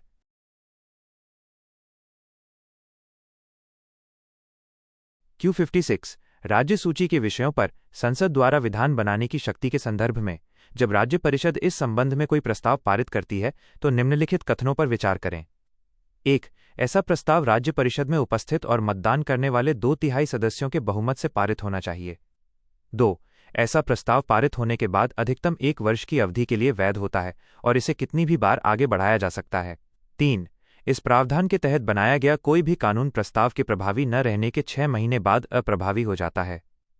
उपर्युक्त कथनों में से कौन से सही हैं? A होल केवल 1 और 2, B केवल 2 और 3, C केवल 1 और 3, D 1, 2 और 3। सही उत्तर D 1, 2 और 3। व्याख्या। कथन 1 सही है। अनुच्छेद 249 के तहत राज्यसभा राज्य परिषद को उपस्थित और मतदान करने वाले 2/3 सदस्यों के बहुमत से प्रस्ताव पारित करना होता है। कथन 2 सही है। ऐसा प्रस्ताव एक बार में 1 वर्ष के लिए प्रभावी होता है, लेकिन राज्यसभा इसे बार-बार 1-1 वर्ष के लिए बढ़ा सकती है। कथन 3 सही है। संसद द्वारा बनाया गया कानून प्रस्ताव की अवधि समाप्त होने के 6 महीने बाद स्वतः समाप्त हो जाता है। विकल्प ऑफ A, ऑफ B और ऑफ C गलत हैं, क्योंकि तीनों ही कथन संवैधानिक प्रावधानों का सही वर्णन करते हैं। Q57 भारत के संविधान के अधीन संसद की अनन्य शक्तियों के संदर्भ में निम्नलिखित कथनों पर विचार कीजिए। केवल संसद ही कर सकती है। 1. अवशिष्ट विषयों से संबंधित कानून बनाना। 2. नागरिकता से संबंधित कानून बनाना। 3. संविधान में संशोधन हेतु विधेयक प्रस्तुत करना। उपर्युक्त कथनों में से कौन से सही हैं? A होल 1, 2 और 3B केवल 1 और 2, C केवल 1 और 3D केवल 2 और 3। सही उत्तर A 1, 2 और 3। व्याख्या। कथन 1, 2 और 3 सही हैं। अवशिष्ट शक्तियां अनुच्छेद 248, नागरिकता अनुच्छेद 11 और संविधान संशोधन की प्रक्रिया अनुच्छेद 368 केवल संसद के अधिकार क्षेत्र में है। राज्य विधानमंडल इन विषयों पर कानून नहीं बना सकते और न ही संशोधन विधेयक पेश कर सकते हैं। विकल्प ऑफ B, ऑफ D गलत हैं, क्योंकि ये तीनों ही संसद की विशिष्ट शक्तियां हैं। Q58 भारतीय संविधान के अनुच्छेद 275 के अंतर्गत केंद्र द्वारा कुछ राज्यों को दिए जाने वाले अनुदानों के संदर्भ में निम्नलिखित कथनों पर विचार कीजिए। 1. ये अनुदान उन राज्यों को दिए जाते हैं जिन्हें सहायता की आवश्यकता होती है। 2. ये अनुदान भारत की संचित निधि से प्रतिवर्ष प्रभारित किए जाते हैं। उपर्युक्त कथनों में से कौन सा से सही है? ए होल केवल 1, बी होल केवल 2, सी होल 1 और 2, दोनों, डी होल न तो 1 और न ही 2। सही उत्तर सी 1 और 2 दोनों। व्याख्या: कथन 1 सही है। अनुच्छेद 275 के तहत वैधानिक अनुदान स्टैट्यूटरी ग्रांट्स केवल उन्हीं राज्यों को दिए जाते हैं जिन्हें वित्त आयोग की सिफारिश पर वित्तीय सहायता की आवश्यकता होती है। कथन 2 सही है। ये अनुदान भारत की संचित निधि पर भारित चार्ज्ड होते हैं, जिसका अर्थ है कि इन पर संसद में मतदान नहीं होता। विकल्प और ऑफ ए, ऑफ बी और डी गलत हैं, क्योंकि दोनों कथन पूर्णतः सत्य हैं। Q59 निम्नलिखित भाषाओं पर विचार करें। 1. मलयालम 2, बंगाली 3, मणिपुरी 4, पंजाबी 5। संथाली उपर्युक्त भाषाओं में से कितनी भाषाएं 26 जनवरी 1950 को भारत के संविधान की 8वीं अनुसूची के लागू होने के समय उसमें शामिल थीं? 1 होल केवल 2, बी होल केवल 3, सी होल केवल 4, डी होल सभी 5। सही उत्तर बी केवल 3। व्याख्या: मलयालम, बंगाली और पंजाबी 1, 2, 4 सही हैं। ये 1950 में मूल रूप से शामिल 14 भाषाओं का हिस्सा थीं। मणिपुरी 3 गलत है, इसे 1992 के 71वें संशोधन द्वारा जोड़ा गया। संथाली 5 गलत है, इसे 2003 के 92वें संशोधन द्वारा जोड़ा गया। विकल्प ऑफ ए, ऑफ सी और ऑफ डी गलत हैं, क्योंकि केवल 3 ही भाषाएं मूल संविधान का हिस्सा थीं। Q60 एकीकृत वन्यजीव आवास विकास योजना के अंतर्गत आने वाली लुप्तप्राय प्रजातियों के अखिल भारतीय आकलन एवं निगरानी के संदर्भ में निम्नलिखित में से कौन सा से कथन सही है? 1. यह आकलन भारतीय वन्यजीव संस्थान WI द्वारा किया गया था। 2. इस आकलन से ये दस्तावेजित हुआ कि भारत भर में ऐतिहासिक रूप से ज्ञात गिद्धों के घोंसले बनाने वाले स्थलों में से 2/3 से अधिक स्थल अभी भी सक्रिय हैं। 3. इस आकलन के अनुसार मध्य प्रदेश में भारत के सभी राज्यों में सबसे अधिक सक्रिय गिद्धों के घोंसले बनाने के स्थल दर्ज किए गए। नीचे दिए गए कूट का उपयोग करके सही उत्तर चुनें। ए केवल आई, बी केवल 2 और 3, सी केवल आई और 3, डी आई 2 और 3। सही उत्तर सी केवल आई और 3।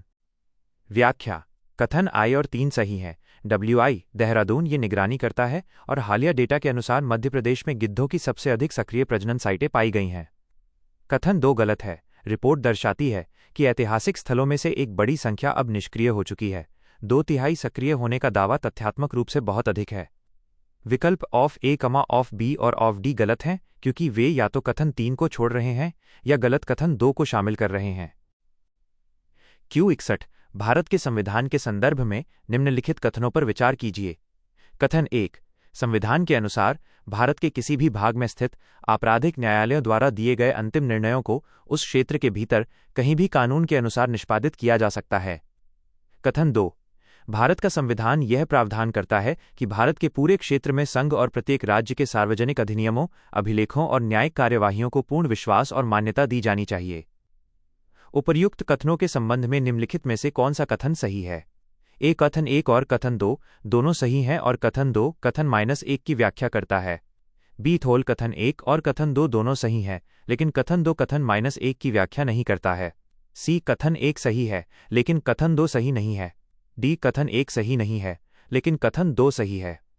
सही उत्तर डी कथन 1 सही नहीं है, लेकिन कथन 2 सही है। व्याख्या: कथन 2 सही है। यह अनुच्छेद 261 full faith and credit clause का सीधा उल्लेख है। कथन 1 गलत है। अनुच्छेद 261(3) के अनुसार भारत के किसी भी भाग में दीवानी सिविल न्यायालयों द्वारा दिए गए अंतिम निर्णयों को देश में कहीं भी निष्पादित किया जा सकता है। इसमें आपराधिक क्रिमिनल न्यायालय शामिल नहीं है। विकल्प ए ऑफ बी और ऑ सी गलत हैं, क्योंकि कथन 1 में आपराधिक शब्द का प्रयोग इसे गलत बनाता है। Q62 भारत में अंतर्राज्य परिषद के संदर्भ में निम्नलिखित कथनों पर विचार कीजिए। 1. इसकी स्थापना सर्वप्रथम 1990 में राष्ट्रपति के आदेश द्वारा की गई थी। 2. विधानसभाओं वाले सभी राज्यों और केंद्र शासित प्रदेशों के मुख्यमंत्री परिषद के सदस्य होते हैं। 3. इसकी अनुशंसाएं केवल सलाहकारी प्रकृति की होती हैं और सरकार पर बाध्यकारी नहीं होती हैं। उपर्युक्त कथनों में से कौन से सही हैं? ए कोल केवल 1 और 2, बी केवल 1 और 3, सी केवल 2 और 3, डी 1, 2 और 3। सही उत्तर डी 1, 2 और 3। व्याख्या। सभी कथन 1, 2, 3 सही हैं। अनुच्छेद 263 के तहत इसकी स्थापना 1990 में हुई। इसमें सभी राज्यों यूटी विधानसभा वाले के मुख्यमंत्री शामिल होते हैं और इसकी प्रकृति विशुद्ध रूप से परामर्शदात्री है। विकल्प ऑफ ए, ऑफ बी और ऑफ सी गलत हैं क्योंकि वे सही कथनों को पूर्ण रूप से कवर नहीं करते। Q63 क्षेत्रीय परिषदों के संदर्भ में निम्नलिखित कथनों पर विचार कीजिए। 1. इन परिषदों की स्थापना भारत में राज्य पुनर्गठन अधिनियम 1956 के तहत की गई थी। 2. प्रत्येक क्षेत्र में शामिल राज्यों के मुख्यमंत्री बारी बारी से उस क्षेत्र की क्षेत्रीय परिषद के अध्यक्ष के रूप में कार्य करते हैं। प्रत्येक मुख्यमंत्री 1 वर्ष के लिए इस पद पर आसीन होता है। 3. पूर्वोत्तर राज्य असम, सिक्किम और मणिपुर किसी भी क्षेत्रीय परिषद में शामिल नहीं है। उपर्युक्त कथनों में से कौन सा से सही है? ए फुल 1 और 2B, केवल 1C, केवल 2D, 1 और 3। सही उत्तर डी 1 और 3। व्याख्या। कथन 1 सही है। ये सांविधिक निकाय स्टैट्यूटरी बॉडीज हैं जिनकी स्थापना 1956 के एक्ट से हुई। कथन 2 गलत है। क्षेत्रीय परिषदों का अध्यक्ष हमेशा केंद्रीय गृह मंत्री होता है। मुख्यमंत्री केवल उपाध्यक्ष के रूप में रोटेशन से कार्य करते हैं। कथन 3 सही है। पूर्वोत्तर राज्यों के लिए अलग से पूर्वोत्तर परिषद अधिनियम 1971 है। वे सामान्य 5 क्षेत्रीय परिषदों का हिस्सा नहीं हैं। विकल्प ऑफ ए, ऑफ बी और ऑफ सी गलत हैं क्योंकि कथन 2 मौलिक रूप से त्रुटिपूर्ण है। Q64 भारत के किसी भी राज्य में राष्ट्रपति शासन लागू होने के प्रभाव के संबंध में निम्नलिखित कथनों पर विचार करें। 1. राष्ट्रपति राज्य के मुख्यमंत्री की अध्यक्षता वाली मंत्रिपरिषद को बर्खास्त कर सकते हैं। 2. राष्ट्रपति संबंधित राज्य उच्च न्यायालय में निहित शक्तियों को स्वयं ग्रहण कर सकते हैं। उपर्युक्त कथनों में से कौन सा से सही है? ए होल केवल 1, बी होल केवल 2, सी होल 1 और 2, दोनों डी होल न तो 1 और न ही 2। सही उत्तर ए, केवल 1। व्याख्या। कथन 1 सही है। अनुच्छेद 356 के तहत राष्ट्रपति मंत्रिपरिषद को भंग कर देते हैं और प्रशासन राज्यपाल के माध्यम से चलाते हैं। कथन 2 गलत है। राष्ट्रपति शासन के दौरान भी राष्ट्रपति उच्च न्यायालय की शक्तियों को कम नहीं कर सकते और न ही उन्हें स्वयं ग्रहण कर सकते हैं। न्यायालय की स्थिति अपरिवर्तित रहती है। विकल्प ऑफ बी, ऑफ डी गलत हैं क्योंकि न्यायपालिका की स्वतंत्रता राष्ट्रपति शासन में भी अक्षुण्ण रहती है। Q65 हाल ही में खबरों में आई बाकू से बेलम तक की रोडमैप किससे संबंधित है? ए होल प्राथमिक स्वास्थ्य सेवा, बी होल गरीबी उन्मूलन, सी बौद्धिक संपदा अधिकार, डी जलवायु वित्त। सही उत्तर डी जलवायु वित्त। व्याख्या। सही विकल्प डी। यह रोड मैप COP29 बाकू से COP30 बेलम ब्राजील के बीच जलवायु परिवर्तन से निपटने हेतु वित्तीय लक्ष्यों, क्लाइमेट फाइनेंस और वैश्विक सहयोग को बढ़ाने से संबंधित है। विकल्प ऑफ ए, ऑफ बी और ऑफ सी गलत हैं क्योंकि यह अंतर्राष्ट्रीय जलवायु वार्ताओं का हिस्सा है। Q66 भारत के उपराष्ट्रपति के चुनाव के संदर्भ में निम्नलिखित कथनों पर विचार कीजिए। 1. चुनाव खुली मतदान प्रणाली के माध्यम से आयोजित किया जाता है। 2. किसी व्यक्ति के उपराष्ट्रपति चुने जाने को निर्वाचक मंडल में रिक्ति के आधार पर चुनौती नहीं दी जा सकती। 3. उपराष्ट्रपति के चुनाव के लिए निर्वाचक मंडल में केवल राज्य विधानसभाओं के निर्वाचित सदस्य ही शामिल होते हैं। उपर्युक्त कथनों में से कौन सा से सही है? ए केवल 2B, 1 और 3C, 1 और 2D, 2 और 3। सही उत्तर ए, केवल 2। व्याख्या। कथन 2 सही है। अनुच्छेद 71 के अनुसार निर्वाचक मंडल में किसी पद के खाली होने के आधार पर चुनाव को अवैध घोषित नहीं किया जा सकता। कथन 1 गलत है। चुनाव गुप्त मतदान सीक्रेट बैलेट द्वारा होता है, खुली प्रणाली से नहीं। कथन 3 गलत है। उपराष्ट्रपति के चुनाव में संसद के दोनों सदनों के सभी सदस्य निर्वाचित जोड़ मनोनीत भाग लेते हैं। इसमें राज्य विधानसभाओं की कोई भूमिका नहीं होती। विकल्प ऑफ बी, ऑफ सी और ऑफ डी गलत हैं क्योंकि केवल दूसरा कथन संवैधानिक रूप से सत्य है।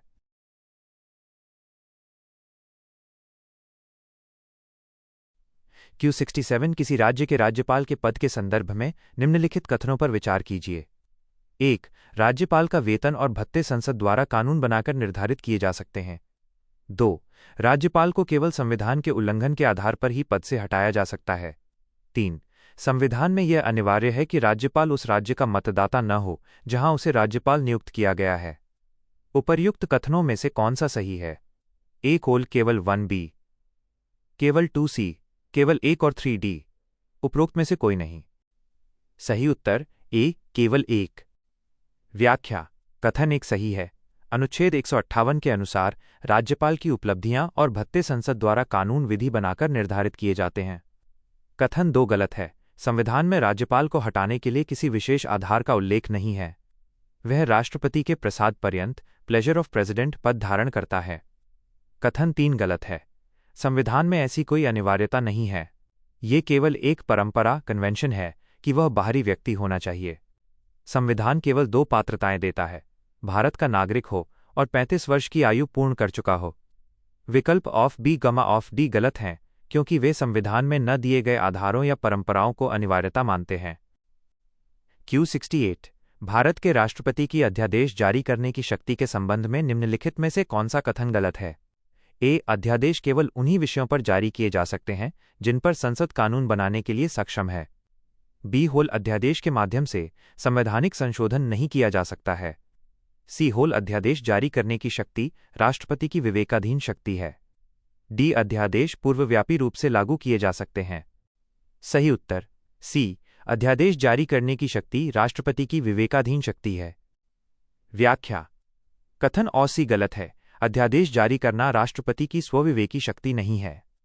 वो केवल प्रधानमंत्री के नेतृत्व वाली मंत्रिपरिषद की सलाह पर ही अध्यादेश जारी कर सकता है। कथन ऑफ ए सही है। अध्यादेश की विधायी शक्ति संसद के कानून बनाने की शक्ति के सहविस्तृत को-एक्सटेंसिव है। कथन ऑफ बी सही है। अनुच्छेद 368 के तहत संविधान संशोधन केवल संसद द्वारा किया जा सकता है, अध्यादेश द्वारा नहीं। कथन ऑफ डी सही है। अध्यादेश को पिछली तारीख रेट्रोस्पेक्टिव से प्रभावी बनाया जा सकता है। Q69 भारत के राष्ट्रपति के चुनाव के संदर्भ में निम्नलिखित में से कौन सा कथन सही है? ए संसद के वोट का मूल्य उनके द्वारा प्रतिनिधित्व किए जाने वाले राज्य के अनुसार भिन्न होता है। बी सभी पात्र सांसदों के वोटों का कुल मूल्य सभी पात्र विधानसभा सदस्यों विधायकों के वोटों के कुल मूल्य से काफी कम है। सी उत्तर प्रदेश के विधायक के वोट का मूल्य सिक्किम के विधायक के वोट के मूल्य से अधिक होता है। डी सांसद के वोट का मूल्य हमेशा विधायक के वोट के मूल्य से कम होता है। सही उत्तर सी उत्तर प्रदेश के विधायक के वोट का मूल्य सिक्किम के विधायक के वोट के मूल्य से अधिक होता है। व्याख्या। कथन ऑन सी सही है। विधायक के वोट का मूल्य राज्य की जनसंख्या पर निर्भर करता है। उत्तर प्रदेश की जनसंख्या अधिक होने के कारण वहां के विधायक के वोट का मूल्य 208 सिक्किम 7 से बहुत अधिक है। कथन और ए गलत है। सभी निर्वाचित सांसदों के वोट का मूल्य समान होता है।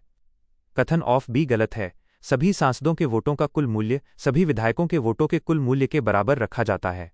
कथन ऑफ डी गलत है। एक सांसद के वोट का मूल्य वर्तमान में 700 किसी भी व्यक्तिगत विधायक के वोट के मूल्य से बहुत अधिक होता है। Q70 भारत में एक आर्द्रभूमि के बारे में निम्नलिखित कथनों पर विचार करें। आई इसे रामसर सम्मेलन के अंतर्गत रामसर स्थल के रूप में नामित किया गया है। 2 ये बिहार के कटिहार जिले में स्थित एक ऑक्सबो आर्द्रभूमि है। 3 यह महानंदा, कंखर और गंगा नदियों के प्रवाह से निर्मित है। IV यह बिहार का पहला सामुदायिक अभयारण्य है। निम्नलिखित में से कौन सी आर्द्रभूमि उपर्युक्त विवरण में उल्लिखित है? ए गोकुल जलाशय, बी खेचेओपालरी सी, रोमारी डोडुआ, डी गोगबिल झील। सही उत्तर डी गोगबिल झील। व्याख्या। सही विकल्प और डी गोगबिल झील कटिहार बिहार में स्थित एक महत्वपूर्ण ऑक्सबो झील है जिसे बिहार का पहला सामुदायिक अभयारण्य घोषित किया गया था और ये रामसर स्थल के रूप में भी पहचानी जाती है। विकल्प ऑफ ए ऑफ बी और सी गलत हैं क्योंकि वे बिहार या कटिहार की इस भौगोलिक और विधिक स्थिति का मिलान नहीं करते। Q71 प्रधानमंत्री राष्ट्रीय राहत कोष PMNRF के संदर्भ में निम्नलिखित कथनों पर विचार कीजिए। 1 इसकी स्थापना भारत के प्रधानमंत्री जवाहरलाल नेहरू के कार्यकाल के दौरान हुई थी। 2 इस कोष में किए गए योगदान को आयकर अधिनियम 1961 के तहत कर योग्य आय से 100% कटौती के लिए अधिसूचित किया गया है। 3 यह कोष पूरी तरह से सार्वजनिक अंशदान से बना है और इसे कोई बजटीय सहायता प्राप्त नहीं होती है। उपर्युक्त कथनों में से कौन सा से सही है? ए केवल 1B केवल 2 और 3C केवल 3D 1, 2 और 3। सही उत्तर D 1, 2 और 3। व्याख्या। कथन एक सही है। PMNRF की स्थापना 1948 में पाकिस्तान से विस्थापित लोगों की मदद के लिए नेहरू जी द्वारा की गई थी। कथन 2 सही है। इसमें दिया गया दान धारा 80G के तहत 100% टैक्स छूट के दायरे में आता है। कथन 3 सही है। यह पूरी तरह जनता के दान पर निर्भर है। सरकार इसे बजट से पैसा नहीं देती। विकल्प ऑफ ए, ऑफ बी और सी गलत हैं क्योंकि ये कोष की पूरी विशेषता नहीं बताते। Q72 निम्नलिखित कथनों पर विचार करें। 1. किसी राज्य में मंत्रिपरिषद में मुख्यमंत्री सहित मंत्रियों की कुल संख्या उस राज्य के विधानसभा के सदस्यों की कुल संख्या के 15% से अधिक नहीं होगी। 2. किसी राज्य में मंत्रिपरिषद में मुख्यमंत्री सहित मंत्रियों की संख्या 12 से कम नहीं होगी।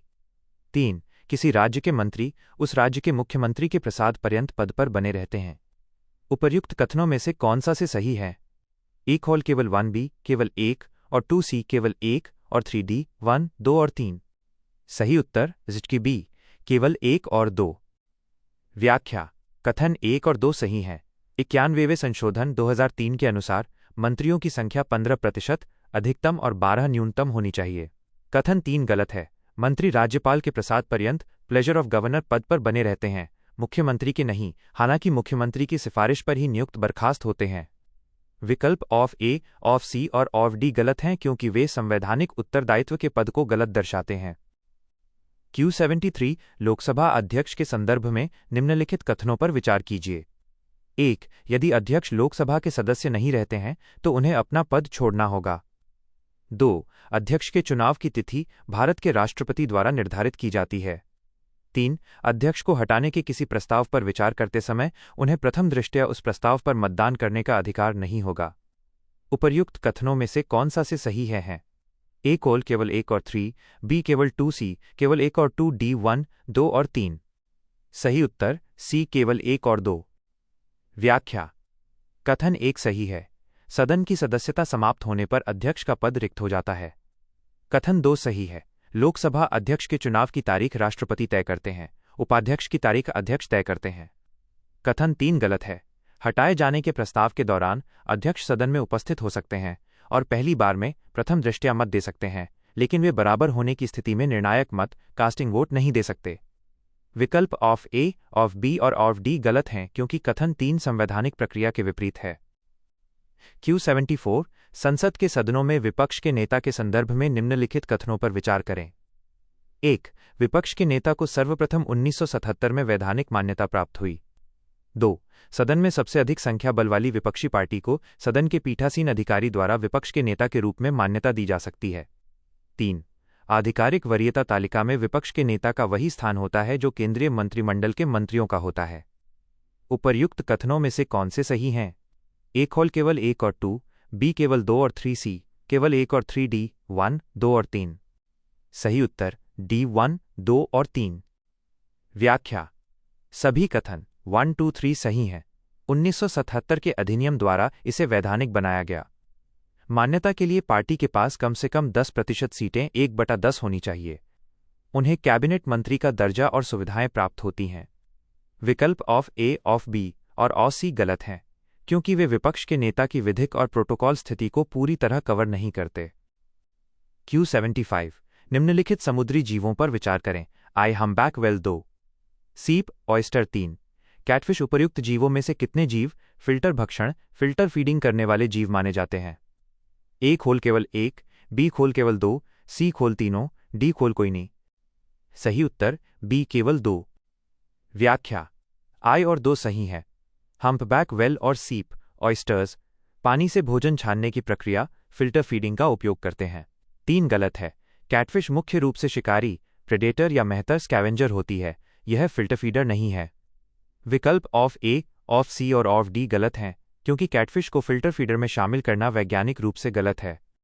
Q76 भारत की संसद के संदर्भ में निम्नलिखित जानकारी पर विचार करें। सत्र, अर्थ, द्वारा संपन्न 1। सदन का स्थगन, संसद की बैठक को एक निश्चित समय के लिए स्थगित करना, सदन के अध्यक्ष 2। सदन का अनिश्चित काल के लिए स्थगन, संसद की बैठक को अनिश्चित काल के लिए समाप्त करना, भारत के राष्ट्रपति 3। सदन का सत्रावसान, संसद के पूरे सत्र को समाप्त करना, सदन के अध्यक्ष। उपर्युक्त पंक्तियों में से किस पंक्ति में दी गई जानकारी सही सुमेलित है? A होल केवल 1, B होल केवल 2, C होल तीनों, D होल कोई नहीं। सही उत्तर A केवल 1। व्याख्या: पंक्ति 1 सही सुमेलित है। स्थगन, एडजर्नमेंट सदन के पीठासीन अधिकारी, अध्यक्ष सभापति द्वारा किया जाता है। पंक्ति 2 गलत है। अनिश्चित काल के लिए स्थगन एडजर्नमेंट साइन डाई भी पीठासीन अधिकारी ही करते हैं, राष्ट्रपति नहीं। पंक्ति 3 गलत है। सत्रावसान प्रोरोगेशन भारत के राष्ट्रपति द्वारा किया जाता है, सदन के अध्यक्ष द्वारा नहीं। विकल्प ऑफ बी ऑफ डी गलत है, क्योंकि केवल पहली पंक्ति के अधिकार और अर्थ का मिलान सही है। Q77 लोकसभा में निंदा प्रस्ताव सेंसर मोशन के संदर्भ में निम्नलिखित कथनों पर विचार कीजिए। 1. इसमें प्रस्ताव पारित करने के कारणों का उल्लेख होना आवश्यक है। 2. ये किसी एक मंत्रियों के समूह या संपूर्ण मंत्रिपरिषद के विरुद्ध लाया जा सकता है। 3. यदि ये पारित हो जाता है तो केंद्रीय मंत्रिपरिषद को पद से इस्तीफा देने की आवश्यकता नहीं है। उपर्युक्त कथनों में से कौन से सही हैं? A होल केवल 1 और 2, B केवल 2 और 3, C केवल 1 और 3, D 1, 2 और 3। सही उत्तर D 1, 2 और 3। व्याख्या: सभी कथन 1, 2, 3 सही हैं। निंदा प्रस्ताव के लिए कारण बताना अनिवार्य है। यह विशिष्ट नीतियों की आलोचना के लिए लाया जाता है। इसके पारित होने पर सरकार नहीं गिरती, सरकार अविश्वास प्रस्ताव पारित होने पर गिरती है। विकल्प ऑफ ए, ऑफ बी और ऑफ सी गलत हैं, क्योंकि वे निंदा प्रस्ताव की विधिक प्रकृति को अधूरा छोड़ते हैं। Q78 यह संसदीय कार्यवाही का एक साधन है जिसका उपयोग संसद सदस्य सांसद द्वारा पीठासीन अधिकारी का ध्यान सदन के किसी भी लिखित या अलिखित नियम के संभावित उल्लंघन या व्यवस्था भंग की ओर आकर्षित करने के लिए किया जाता है। निम्नलिखित में से कौन सी संसदीय प्रक्रिया ऊपर वर्णित है? ए. ध्यानाकर्षण प्रस्ताव, बी. व्यवस्था का प्रश्न पॉइंट ऑफ ऑर्डर, सी.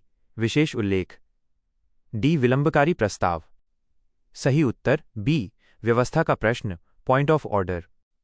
व्याख्या: सही विकल्प और बी. व्यवस्था का प्रश्न तब उठाया जाता है जब सदन की कार्यवाही सामान्य नियमों के अनुसार नहीं चल रही हो। इसके उठते ही सदन की सामान्य कार्यवाही रुक जाती है। विकल्प ऑफ ए गलत है, यह किसी लोक महत्व के विषय पर मंत्री का ध्यान खींचने के लिए होता है। विकल्प ऑफ सी और ऑफ डी गलत हैं, क्योंकि इनका उद्देश्य नियमों के उल्लंघन की ओर ध्यान दिलाना नहीं होता।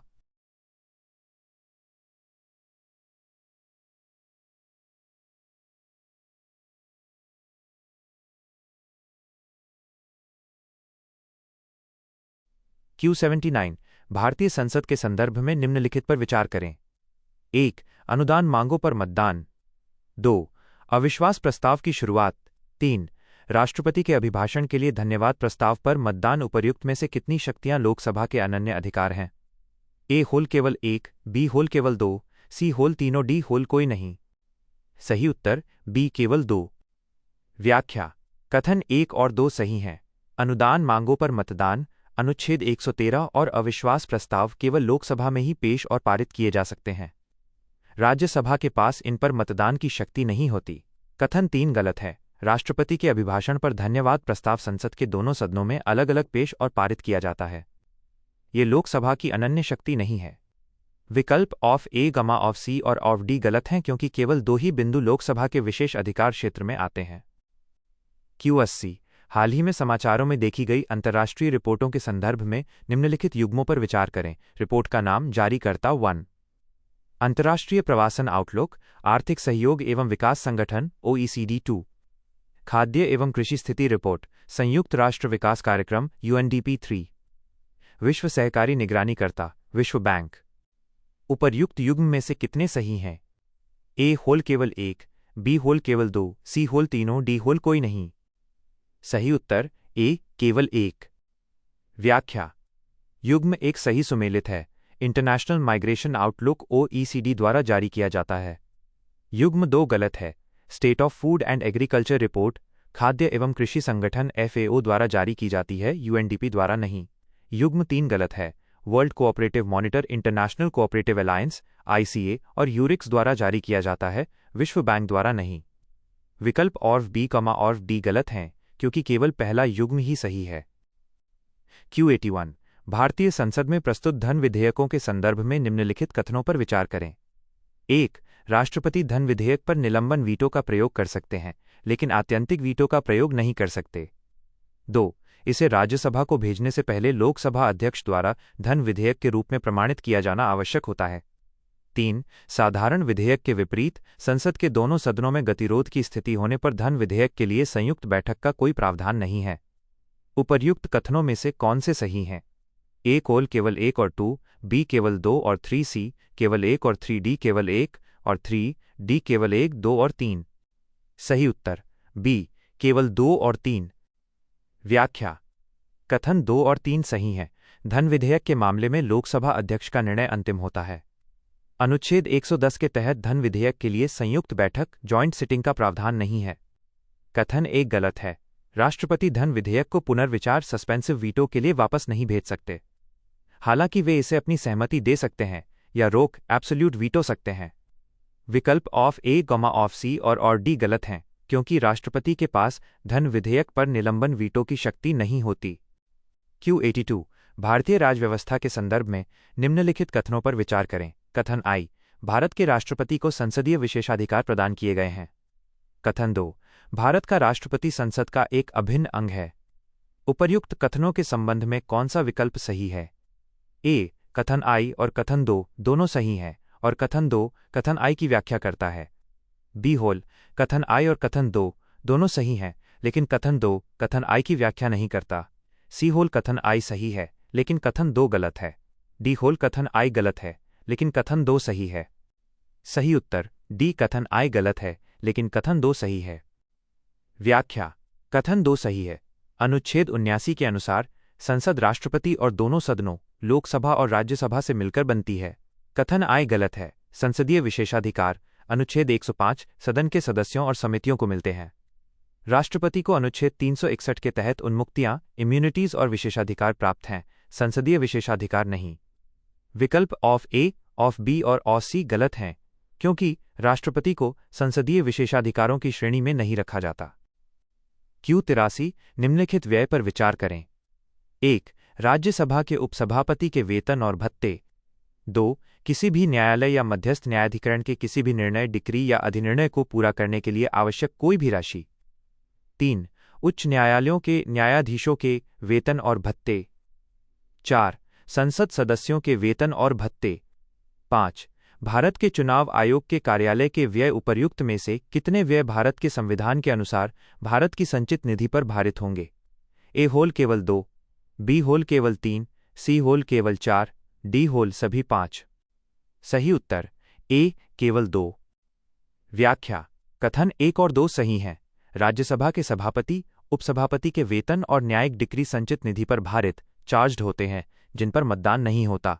कथन 3 गलत है। उच्च न्यायालय के न्यायाधीशों के वेतन राज्य की संचित निधि पर भारित होते हैं, उनकी पेंशन भारत की संचित निधि पर होती है। कथन 4 गलत है। संसद सदस्यों के वेतन और भत्ते संचित निधि से दिए मेड फ्रॉम जाते हैं, वे भारित नहीं होते, उन पर मतदान होता है। कथन 5 गलत है। चुनाव आयोग का व्यय संचित निधि से होता है, लेकिन संविधान इसे भारित श्रेणी में स्पष्ट रूप से नहीं रखता, जैसे यूपीएससी या सीएजी के मामले में। विकल्प और बी और डी गलत हैं, क्योंकि केवल 2 मदें ही भारित व्यय की परिभाषा में आती हैं। Q84 भारतीय संसद की लोक लेखा समिति पैक और लोक उपक्रम समिति COPU के संदर्भ में निम्नलिखित कथनों पर विचार करें। 1. दोनों समितियों में सदस्यों की संख्या समान होती है। 2. दोनों समितियों के अध्यक्षों की नियुक्ति लोकसभा के अध्यक्ष द्वारा समिति के लिए चुने गए लोकसभा के सदस्यों में से की जाती है। 3. दोनों समितियों की सिफारिशें सलाहकारी प्रकृति की होती हैं और सरकार पर बाध्यकारी नहीं होती हैं। 4. कोई भी मंत्री इन दोनों समितियों में से किसी का भी सदस्य नहीं हो सकता है। उपर्युक्त दिए गए कथनों में से कितने सही हैं? ए होल केवल 1, बी होल केवल 2, सी होल केवल 3, डी होल सभी चारों। सही उत्तर डी, सभी चारों। व्याख्या। कथन 1 सही है। दोनों समितियों में 22 सदस्य, 15 लोकसभा जोड़ 7 राज्यसभा होते हैं। कथन 2 सही है। अध्यक्ष की नियुक्ति लोकसभा अध्यक्ष द्वारा की जाती है। कथन 3 सही है। ये वित्तीय समितियां हैं जिनकी रिपोर्ट केवल सिफारिशी होती है। कथन 4 सही है। मंत्रियों को इन समितियों की सदस्यता से बाहर रखा जाता है ताकि स्वतंत्र जांच हो सके। विकल्प ऑफ ए, ऑफ बी और ऑफ सी गलत हैं, क्योंकि चारों कथन तथ्यात्मक रूप से सही हैं। Q85 launch vehicle mark 3 LVM-3 के संदर्भ में निम्नलिखित कथनों पर विचार करें। आई, यह एक 3 स्टेज लॉन्च वाहन है जो ठोस, द्रव और क्रायोजेनिक प्रणोदक चरणों का उपयोग करता है। 2. यह लगभग 8000 किग्रा पेलोड को निम्न पृथ्वी कक्षा लियो में पहुंचाने में सक्षम है। 3. हाल ही में इसने भारत से पहली बार 4000 किग्रा से अधिक वजन वाले एक संचार उपग्रह को भू समकालिक स्थानांतरण कक्षा (GTO) में स्थापित किया है। उपर्युक्त कथनों में से कौन से सही हैं? ए होल केवल आई और 2, बी होल केवल 2 और 3, सी होल केवल आई और 3, डी होल आई 2 और 3। सही उत्तर डी आई 2 और 3। व्याख्या: सभी कथन आई 2 3 सही हैं। LVM-3, जिसे पहले GSLV-MK3 कहा जाता था, इसरो का सबसे शक्तिशाली रॉकेट है। ये 3 स्टेज का है। लियो में 8000 किग्रा और GTO में 4000 किग्रा तक वजन ले जा सकता है। विकल्प ऑफ ए, ऑफ बी और सी गलत हैं क्योंकि ये तीनों इस रॉकेट की मुख्य क्षमताएं हैं। Q86 भारत में राज्य विधान परिषदों MLC के संबंध में निम्नलिखित कथनों पर विचार करें। 1. भारतीय संविधान के अनुसार किसी राज्य की विधान परिषद में कुल सदस्यों की संख्या किसी भी स्थिति में 40 से कम नहीं हो सकती। 2. विधान परिषद के कुल सदस्यों में से 1/3 सदस्य राज्य के राज्यपाल द्वारा मनोनीत किए जाते हैं। 3. विधान परिषद के अध्यक्ष का चुनाव विधान परिषद द्वारा स्वयं अपने सदस्यों में से किया जाता है। उपर्युक्त में से कौन से कथन सही हैं? ए होल केवल 1, बी केवल 1 और 2, सी केवल 1 और 3, डी 1, 2 और 3। सही उत्तर सी केवल 1 और 3। व्याख्या: कथन 1 सही है। अनुच्छेद 171 के अनुसार न्यूनतम सदस्य संख्या 40 तय की गई है। कथन 2 गलत है। राज्यपाल केवल 1/6 छठा हिस्सा सदस्यों को मनोनीत करते हैं, 1/3 नहीं। कथन 3 सही है। विधान परिषद अपने सभापति और उपसभापति को अपने ही सदस्यों में से चुनती है। विकल्प ऑफ ए, ऑफ बी और डी गलत हैं क्योंकि राज्यपाल के नामांकन का अनुपात गलत दिया गया है। Q87 भारत में उच्च न्यायालयों के संदर्भ में निम्नलिखित पर विचार करें। 1. किसी उच्च न्यायालय के न्यायाधीशों की संख्या क्षमता निर्धारित करना। 2. एक सेवानिवृत्त उच्च न्यायालय के न्यायाधीश से अस्थायी रूप से उच्च न्यायालय के न्यायाधीश के रूप में कार्य करने का अनुरोध करना। 3. न्यायाधीशों को एक उच्च न्यायालय से दूसरे उच्च न्यायालय में स्थानांतरित करना। 4. उच्च न्यायालय के न्यायाधीशों के वेतन और भत्ते निर्धारित करना। उपर्युक्त में से कितने कार्य भारत के राष्ट्रपति द्वारा किए जाते हैं? ए होल केवल 1, बी होल केवल 2, सी होल केवल 3, डी होल सभी चारों। सही उत्तर बी केवल 2। व्याख्या: कार्य 1 और 3 सही हैं। उच्च न्यायालयों की सदस्य संख्या राष्ट्रपति तय करते हैं, अनुच्छेद 216, और जजों का तबादला भी राष्ट्रपति करते हैं, अनुच्छेद 222। कार्य 2 गलत है। सेवानिवृत्त जज से कार्य करने का अनुरोध संबंधित उच्च न्यायालय का मुख्य न्यायाधीश राष्ट्रपति की पूर्व सहमति से करता है। कार्य 4 गलत है। जजों के वेतन और भत्ते संसद द्वारा कानून बनाकर निर्धारित किए जाते हैं, राष्ट्रपति द्वारा नहीं। विकल्प ऑफ ए, ऑफ सी और ऑफ डी गलत हैं क्योंकि राष्ट्रपति के पास केवल 2 ही कार्य सीधे तौर पर हैं। Q88 न्यायालयों की अवमानना अधिनियम 1971 के तहत निम्नलिखित में से कौन से कार्य आपराधिक अवमानना माने जाते हैं? 1. किसी न्यायालय के किसी भी निर्णय की जानबूझकर अवज्ञा। 2. किसी भी ऐसे विषय का प्रकाशन जो न्यायालय के प्राधिकार को कम करता हो। 3. कोई भी ऐसा कार्य करना जो किसी न्यायिक कार्यवाही के सुचारू संचालन में हस्तक्षेप करता हो। नीचे दिए गए कूट का उपयोग करके सही उत्तर चुनें। ए केवल 1 और 2, बी केवल 1 और 3, सी केवल 2 और 3, डी 1, 2 और 3। सही उत्तर सी केवल 2 और 3। व्याख्या: कथन 2 और 3 सही हैं। आपराधिक अवमानना में न्यायालय को बदनाम करना, स्कैंडलाइजिंग या न्यायिक प्रक्रिया में बाधा डालना शामिल है। कथन 1 गलत है।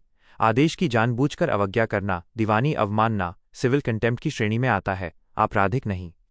विकल्प ऑफ ए, ऑफ बी और ऑफ डी गलत हैं क्योंकि वे दीवानी और आपराधिक अवमानना के बीच के अंतर को स्पष्ट नहीं करते।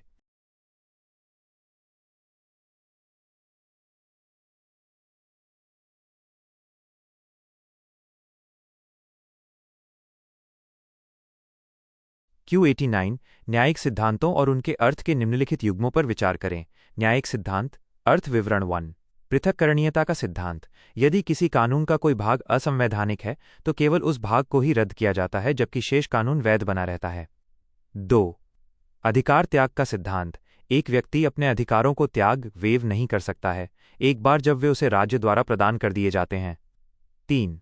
छद्म विधान का सिद्धांत: यदि विधायिका अपनी क्षमता से बाहर का कोई कानून बनाती है लेकिन उसे अपनी शक्ति के भीतर होने का छद्म रूप देती है तो न्यायालय उसे रद्द कर सकता है।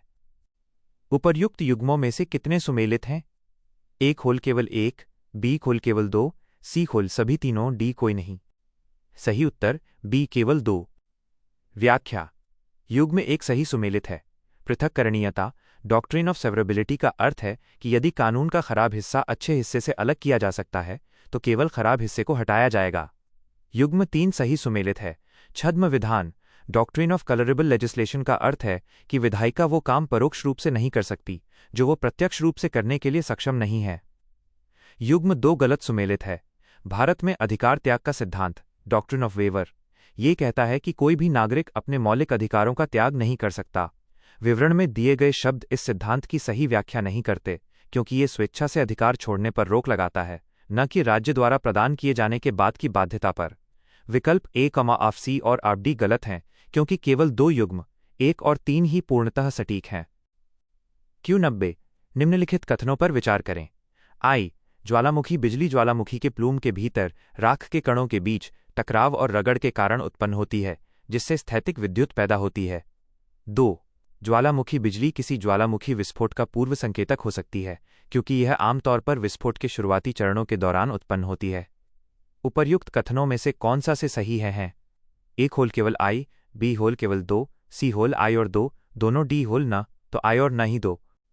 सही उत्तर सी आई और 2 दोनों। व्याख्या। कथन आई सही है। ज्वालामुखी की राख और गैसों के बीच घर्षण से स्थैतिक बिजली स्टैटिक इलेक्ट्रिसिटी पैदा होती है जो आकाशीय बिजली की तरह चमकती है। कथन 2 सही है। चूंकि ये घर्षण विस्फोट के प्रारंभिक तीव्र उत्सर्जन के समय होता है इसलिए ये अक्सर विस्फोट शुरू होने का एक दृश्य संकेत माना जाता है। विकल्प ऑफ ए, ऑफ बी और ऑफ डी गलत हैं क्योंकि ये दोनों वैज्ञानिक रूप से प्रमाणित तथ्य हैं। Q91 भारतीय न्यायपालिका के संबंध में निम्नलिखित कथनों पर विचार करें। कथन आई भारत की संसद किसी भी स्थिति में सर्वोच्च न्यायालय या उच्च न्यायालय के किसी न्यायाधीश के उसके कर्तव्यों के निर्वहन में किए गए आचरण पर चर्चा नहीं कर सकती है। कथन 2 न्यायपालिका की स्वतंत्रता को भारतीय संविधान के मूल ढांचे का एक भाग माना जाता है। उपर्युक्त कथनों के संबंध में निम्नलिखित में से कौन सा सही है? ए कथन आई और कथन 2 दोनों सही हैं और कथन 2 कथन आई की सही व्याख्या है। बी कथन आई और कथन 2 दोनों सही हैं और कथन 2 कथन आई की सही व्याख्या नहीं है। सी कथन आई सही है लेकिन कथन 2 गलत है। डी कथन आई गलत है लेकिन कथन 2 सही है। सही उत्तर डी कथन आई गलत है लेकिन कथन 2 सही है। व्याख्या। कथन 2 सही है। केशवानंद भारती मामले के बाद के निर्णयों में न्यायपालिका की स्वतंत्रता को बेसिक स्ट्रक्चर माना गया है। कथन आई गलत है। अनुच्छेद 121 के अनुसार सामान्यतः चर्चा वर्जित है लेकिन न्यायाधीश को हटाने महाभियोग के प्रस्ताव पर विचार करते समय संसद में उनके आचरण पर चर्चा की जा सकती है। किसी भी स्थिति में शब्द इसे गलत बनाता है। विकल्प ऑफ ए, ऑफ बी और ऑफ सी गलत हैं क्योंकि संसद में कुछ विशेष परिस्थितियों में चर्चा संभव है। Q92 ग्राम न्यायालय अधिनियम 2008 के संदर्भ में निम्नलिखित कथनों पर विचार करें। 1 ग्राम न्यायालय के न्यायाधिकारी पीठासीन अधिकारी की नियुक्ति राज्य सरकार द्वारा राज्य के उच्च न्यायालय के परामर्श से की जाती है। 2 कोई भी व्यक्ति न्यायाधिकारी के रूप में नियुक्त होने के लिए तब तक योग्य नहीं होगा जब तक कि वह प्रथम श्रेणी के न्यायिक मजिस्ट्रेट के रूप में नियुक्त होने के लिए पात्र न हो। 3 ग्राम न्यायालय को केवल अधिनियम की प्रथम अनुसूची में निर्दिष्ट आपराधिक मामलों की ही सुनवाई का अधिकार है, न कि दीवानी मामलों का। उपर्युक्त कथनों में से कौन से सही हैं? ए कोल केवल 1 और 3, बी केवल 1 और 2, सी केवल 2 और 3, डी 1, 2 और 3। सही उत्तर की बी केवल 1 और 2। व्याख्या। कथन 1 और 2 सही हैं। नियुक्ति उच्च न्यायालय की सलाह पर होती है और योग्यता न्यायिक मजिस्ट्रेट प्रथम श्रेणी के समकक्ष होती है। कथन 3 गलत है। ग्राम न्यायालयों के पास दीवानी और आपराधिक दोनों तरह के मामलों की सुनवाई का अधिकार होता है।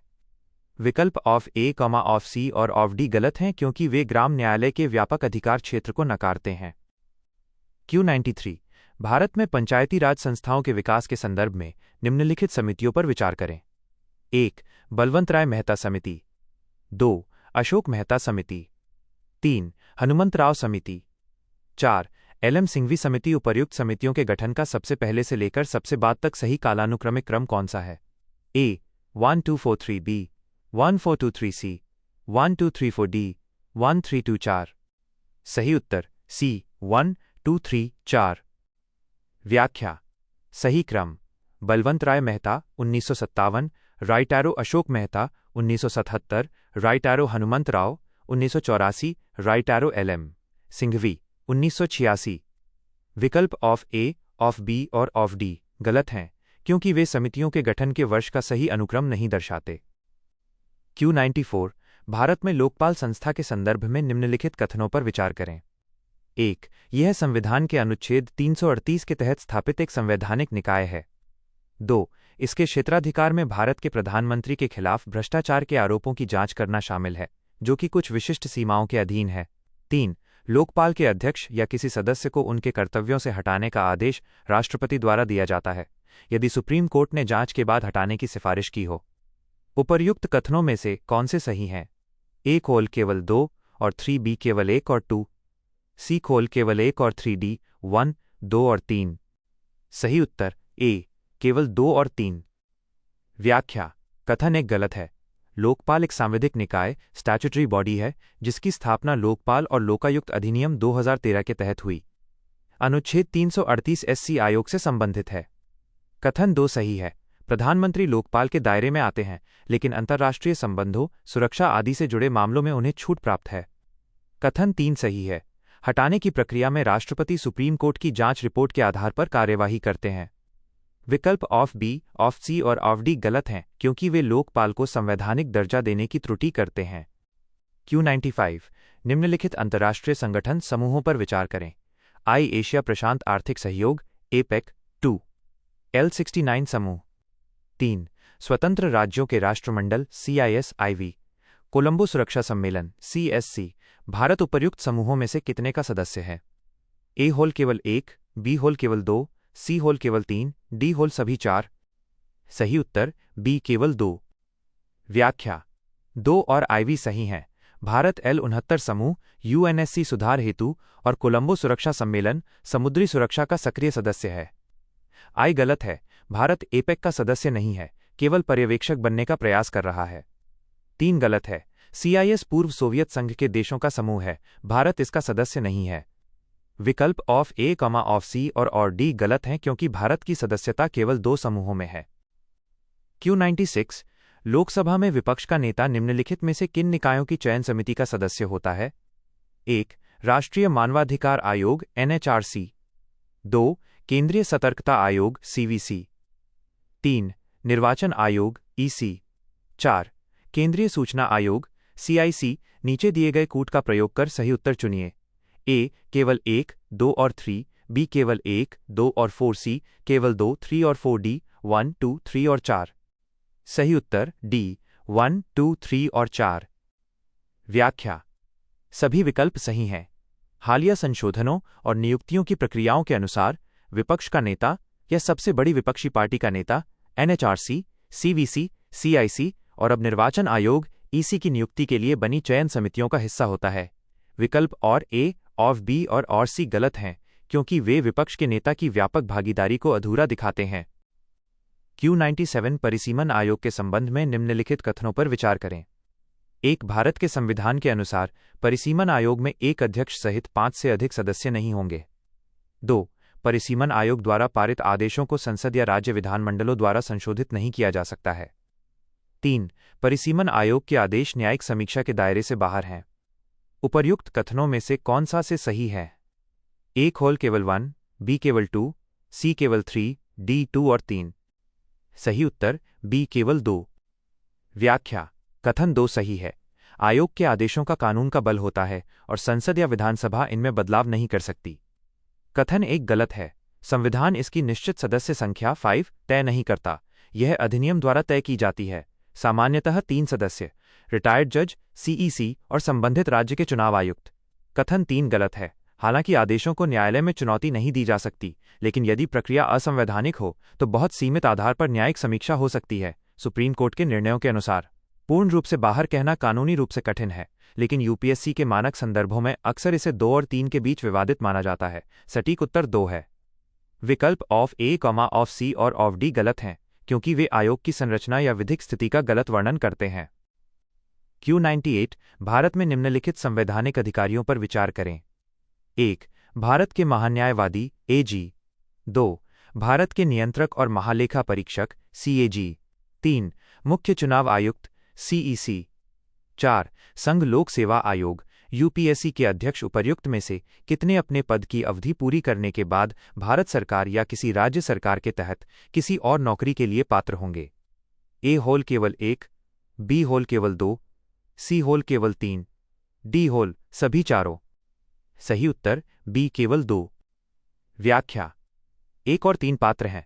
महान्यायवादी सरकारी सेवक नहीं होता और वो निजी प्रैक्टिस या अन्य पद ले सकता है। सीईसी को संविधान में आगे की नौकरी से स्पष्ट रूप से नहीं रोका गया है। 2 और 4 अपात्र हैं। सीएजी और यूपीएससी अध्यक्ष को सेवानिवृत्ति के बाद भारत या राज्य सरकार के अधीन किसी भी पद पर नियुक्त नहीं किया जा सकता। अनुच्छेद 148 और 319। विकल्प ऑफ ए, ऑफ सी और ऑफ डी गलत हैं क्योंकि वे पात्र और अपात्र अधिकारियों के बीच अंतर नहीं करते। Q99 भारतीय संविधान सभा के कामकाज के संदर्भ में निम्नलिखित घटनाओं को कालानुक्रमिक क्रम में व्यवस्थित करें। 1. राष्ट्रीय गान को अपनाना। 2. राष्ट्रीय ध्वज को अपनाना। 3. राष्ट्रमंडल में भारत की सदस्यता का अनुमोदन। 4. उद्देश्य प्रस्ताव को अपनाना। नीचे दिए गए कूट का प्रयोग कर सही उत्तर चुनिए। ए होल 1, 2, 4, 3, बी होल 3, 1, 4, सी होल 3, 4, 1, 2, डी होल 4, 2, 3, 1। सही उत्तर डी 4, 2, 3, 1। व्याख्या: सही क्रम: उद्देश्य प्रस्ताव अपनाना जनवरी 1947, राइट एरो राष्ट्रीय ध्वज जुलाई 1947, राइट एरो राष्ट्रमंडल सदस्यता मई 1949, राइट एरो राष्ट्रीय गान जनवरी 1950। विकल्प ऑफ ए, ऑफ बी और ऑफ सी गलत हैं क्योंकि वे ऐतिहासिक तिथियों के अनुसार सही क्रम नहीं दर्शाते। Q100 सौर वायुमंडलीय तापन के संदर्भ में निम्नलिखित में से कौन सा अल्फेन तरंगों का सर्वोत्तम रूप से वर्णन करता है? ए. ध्वनि तरंगें जो सूर्य के वायुमंडल में अशांत गति के कारण उत्पन्न होती हैं। बी होल सूर्य की चुंबकीय क्षेत्र रेखाओं के अनुदिश प्रसारित होने वाली निम्न आवृत्ति वाली अनुप्रस्थ विद्युत चुंबकीय तरंगें। फोल प्रमुख सौर ज्वालाओं के दौरान उत्पन्न होने वाली उच्च आवृत्ति वाली अनुदैर्ध्य विद्युत चुंबकीय तरंगें। डी. बड़े सौर ज्वालाओं और कोरोनल मास इजेक्शन CMES के दौरान उत्पन्न होने वाली गुरुत्वाकर्षण तरंगें। सही उत्तर बी. सूर्य की चुंबकीय क्षेत्र रेखाओं के अनुदिश प्रसारित होने वाली निम्न आवृत्ति वाली अनुप्रस्थ विद्युत चुंबकीय तरंगें।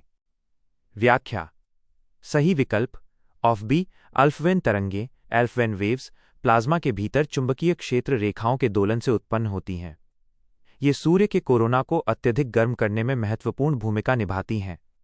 विकल्प ऑफ ए, ऑफ डी गलत हैं क्योंकि वे तरंगों की भौतिक प्रकृति, ध्वनि या गुरुत्वाकर्षण या उनके प्रसार के तंत्र का गलत वर्णन करते हैं।